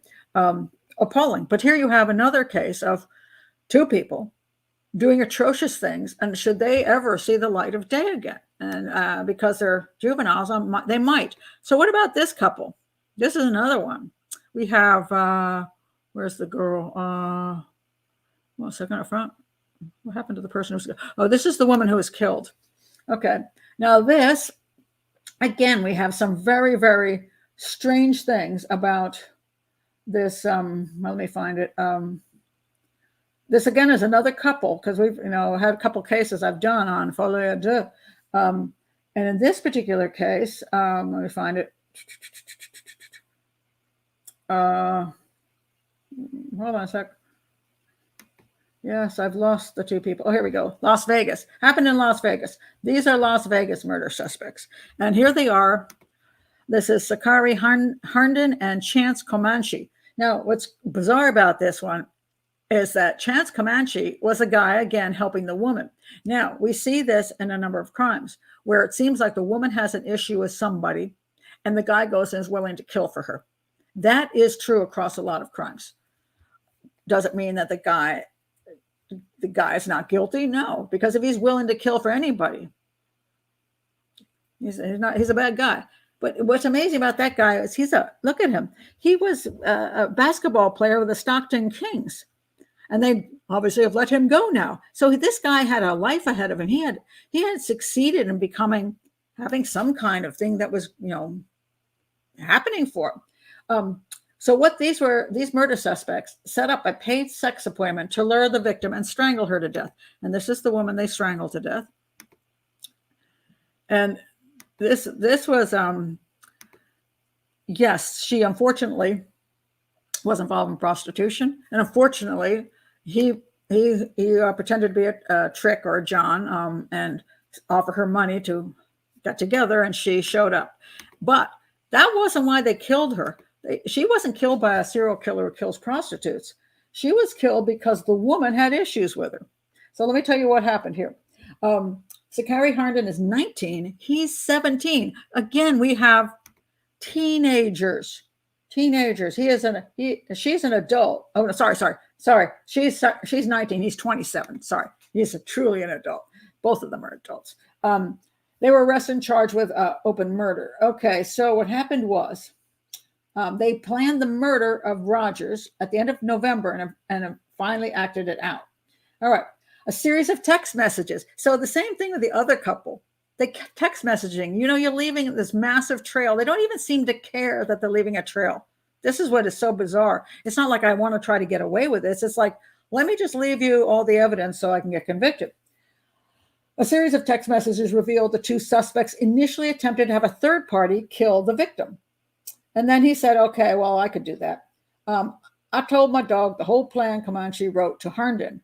That night, after another party, unnamed by police and only referred to as Trey, asked what he wanted to be done to the victim, and they put a little coffin emoji.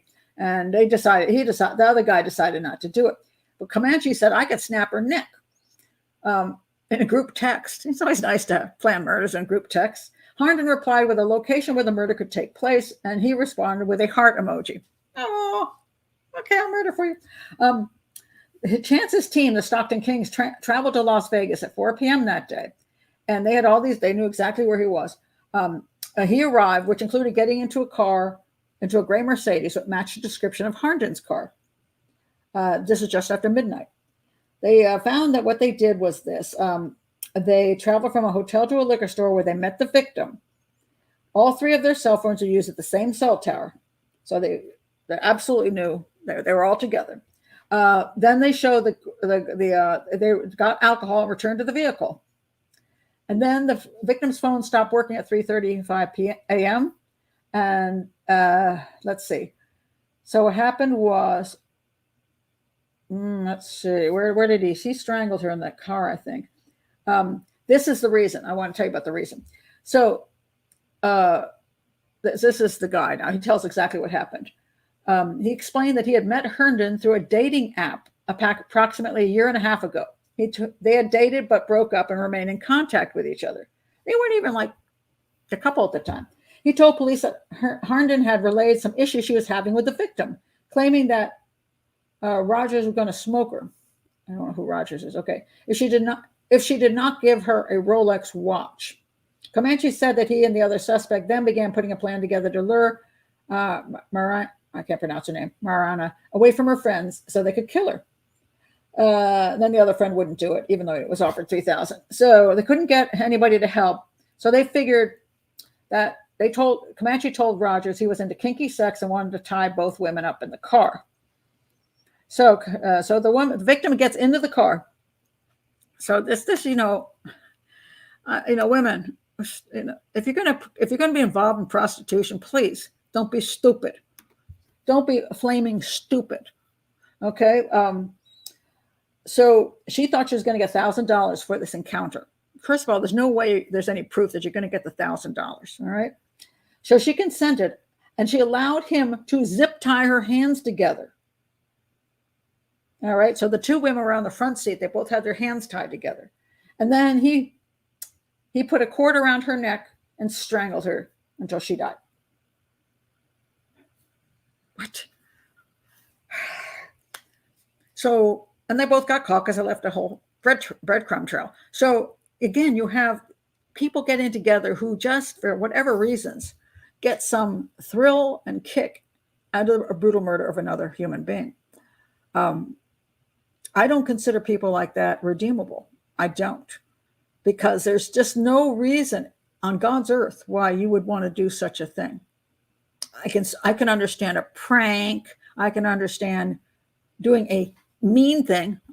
I wouldn't do those things, but I understand where somebody gets mad and they try to do some little thing to get back at the person. But this kind of thing, seriously, for what reason? And why did this Comanche guy, who had a life ahead of him, he wasn't even properly dating this woman, decide he's going to murder this woman? And why did this women just get into a car with a claim that you're going to get $1,000 and let somebody tie your hands together? This is dumb. Don't do this. You end up dead. It's just unbelievable. But will they get appeal after appeal after appeal? And sometime along the way, they will be. Now, are they going to be labeled ADD, autistic, or whatever once they get to court? Will the defense attorneys come up with garbage like that to get them off, to make them more palatable as to why they might have done such a thing because they didn't know what they were doing? They couldn't help themselves. Unbelievable. But we're seeing this kind of very egregious, violent crime with two people is on the increase, in my opinion.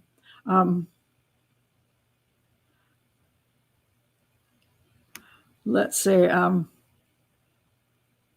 you're talking about that kid? Maybe, but now he probably doesn't have it anymore, you see. So,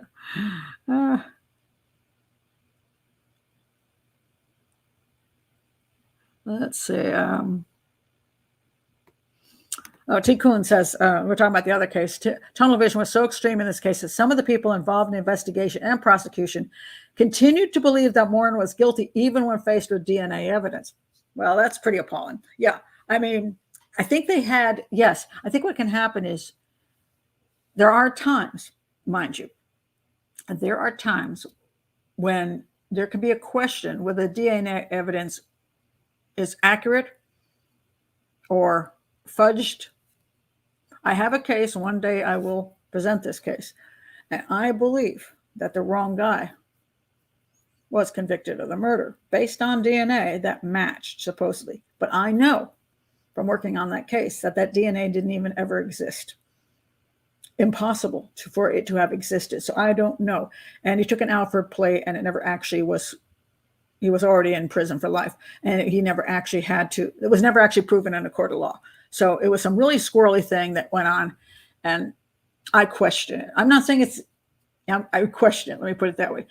So there are times, but in this particular instance, there's really no good reason to think. Even if you think the guy is the creepiest guy ever, you just go, well, it sure looked like him. But that semen DNA evidence from a person who knew the girl. Now, again, we're not talking about just somebody who went to a lab and put some fake DNA in there, okay? Because you could claim that could happen. Then you can't match it to anybody or whatever. But this guy knew the girl, and his DNA shows up as a match. That's as solid. Sorry. As solid as you can get. That's really, really solid. So, yeah, I think it's hard to accept that when you've worked so hard on a case and you fought so long to get this person put away. It's embarrassing, and it's humbling, and it's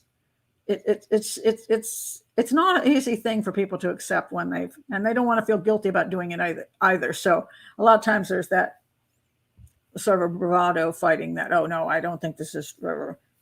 So, but I think that was pretty darn good. That was pretty good evidence. So I'm pretty satisfied with it. Oh, this is such a good point, Claudia. Different group of people on the parole board. They're too young to remember the crime.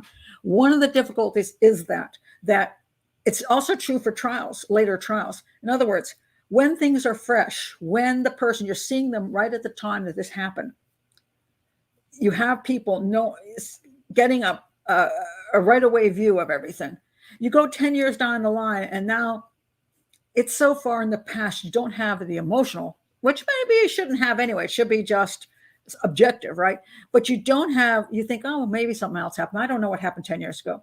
Even I have difficulty. If I'm looking at a case from 50 years ago, I'm like, I really don't know. But if it happened yesterday, it feels I can get more information that isn't as confusing. But also the person has grown up. They've changed a lot while they're in prison. They have learned techniques of seeming nice. And then, especially if it was a juvenile who was convicted, they look at this guy sitting there today and they're like, well, maybe it's just this messed up kid back then. But I think it's wrong to keep the guy in prison forever when it's something he did, 20, 30 years ago. And he says he feels sorry about it.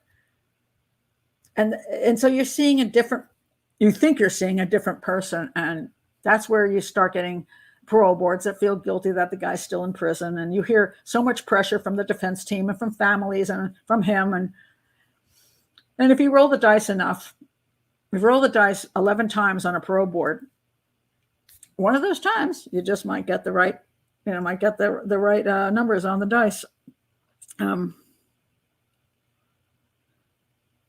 Michaela says there are rumors that the kids that killed James Bulger, as I pronounce his name, were relocated to Australia. Yeah, and they did the same thing with that kid. I think it was in Israel, the kid who killed his whole family. They gave him a new name, and he is out there. I think he got married and everything, and nobody knows that it's him. And also, what's the case? The New Zealand case. I did the show on it. He was finally released, and he's I think he went from New Zealand to Australia. So sorry, Australia, but he's living there and living a good life after killing off his whole family. And nobody knows. It's just kind of creepy. But yeah. And people say, well, they didn't commit the crime again. Well, maybe that's true. A lot of these situational crimes, they're not going to commit twice, but still there's a whole bunch of dead people who were brutally murdered, and the person who murdered them is acting like it never happened. It's kind of frustrating. This Tikkun says, in a French case, a janitor took semen from condoms in the garbage to leave on his victims. That has always been a concern of mine because Condoms are in the garbage. Condoms are in parks. You go to any park where the teenagers hang out, you can find condoms in those bushes. Yes, you could take a condom, put a little water in it.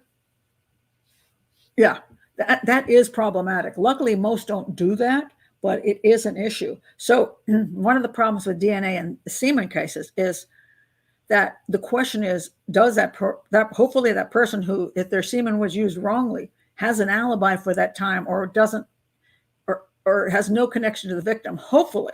But yes, that can be a major problem. And I'm surprised it isn't used more often, because it's kind of useful, but that's really scary. And the same thing is often true. Like, let's say you have sex with a victim and you leave her house, and then she gets murdered by a serial killer who uses a condom, and the only semen at that scene is yours. What do? Then, you were with her. She ended up dead. You're screwed. So sometimes, unfortunately, it's hard justice is a hard thing. And there are some people who truly get screwed. They do. It's a horrific concept that they get screwed and put in prison. Then on the other hand, there's those who get away with it and go on to kill other people. And so 10 other people get screwed. So that's kind of life. Life is not exactly fair at all. I did this one. The doctor who raped women who's fabricating DNA tests using someone else's DNA. I talked about the doctor the other week who got the woman said he raped her. And then what he did was he used somebody else's blood to pretend it was his. And so the blood DNA came back not matching him. So there are clever ways. Most of them don't do all that because they're too lazy and they're too careless. Thank God. So yeah, hopefully it doesn't happen very often. Let's see, there was a couple of things I wanted to mention. This one, just they're doing new tests on this case. I'm gonna wait and see what comes back. Some of you had watched this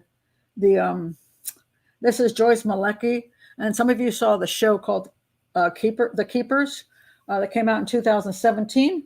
It was a Netflix documentary. It was talking about the murder of Catherine Sesnick, but also this woman was also found murdered around the same time.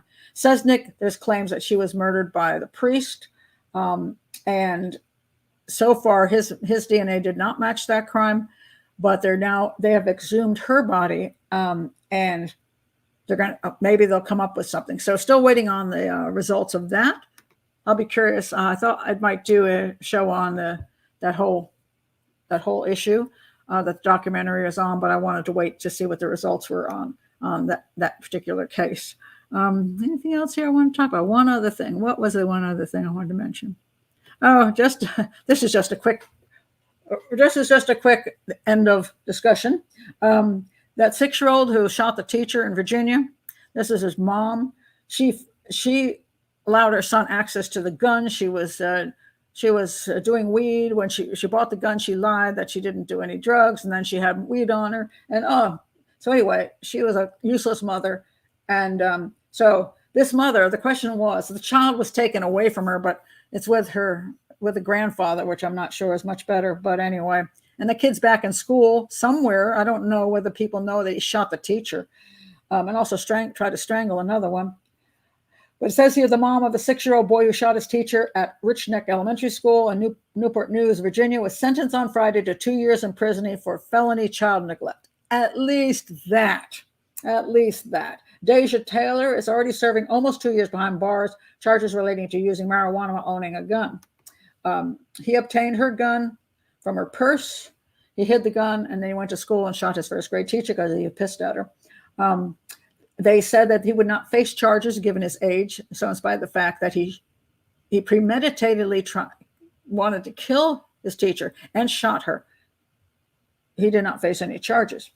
The teacher has sued the school system for $40 million because they ignored all the signs, which they did. And I don't know where this boy is. And is he just in a regular other school? And no biggie. I don't know, but it's finally his mother, at least, is in prison where she belongs. She's a piece of work.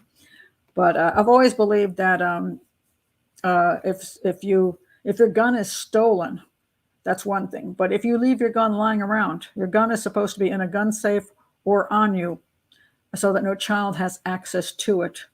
And if a child accesses your gun and goes and kills one of their friends, kills himself, shoots up a school, I think whoever owned that gun ought to go down with them with the same charges, aiding and abetting. But apparently that is not a thing. I don't know why not. It's like, oh, well, they didn't know the kid was going to do it. Yes, but you cannot leave that around. That is, and I'm a rights supporter for guns. I own one myself. Many of my family members do. But we also have the responsibility to make sure that we have 100% control over them at all times. And if I don't, and some child gets hold of my gun, I should go down with them. That's my soapbox for the end of the show. Oh Lord.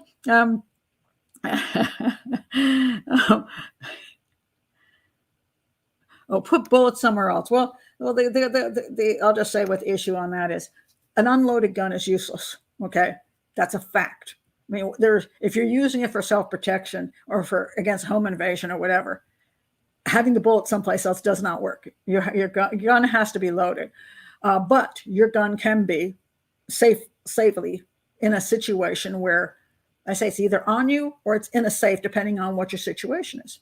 Now, if you have your gun in a safe during the day and you're the only one who can access it at night, you take the gun out of the safe and put it on your little nightstand so that somebody comes breaking into your house, you can grab it. I think you have that right. But you don't take your gun out of the safe and put it on the nightstand and then go babysit your grandkids and let them go into your room and pick up the gun and shoot each other. Then you go. I think you should go to prison for homicide. But it's just, hey, you have the right, but you also have the responsibility. All right. So that's it for today. So Saturday, 3 p.m. Eastern time. So we don't get into the Christmas holiday on Saturday and Sunday. I will be doing that interesting case of, do you think she killed the guy? Or do you think she made up the story to sell books? So I will send all that information over to you this evening so that you can watch the documentary or buy her book or whatever you want to do. But I think I'm curious whether I'm going to think she's a killer or she isn't a killer. So I don't know yet. I haven't looked at any of it yet. So we'll find out. So anyway, thank you all for being here. And again, if you're new, please do like and subscribe to the channel. It keeps us, who's us? So I have a split personality. It keeps me going and this channel going. Me and the channel. That's us. So thank you for being here. Glad you were here, Jill. Oh, thank you, Lisa. So anyway, I want to get a big discussion on guns. I try to avoid that because it turns into a political bash. But I'm just talking about safety factors and what I consider more of a legal issue as to the use of a weapon. Anyway, but I said I don't want to get into all that. So anyway, thank you for being here, and I will see some of you here on Saturday if you're a patron, and you can be there for the patron part of the show, and then that show, of course, will be put up a week later publicly. So all shows are public, so that everybody can learn something about criminal profiling and crime scene analysis. See you later, guys. Bye.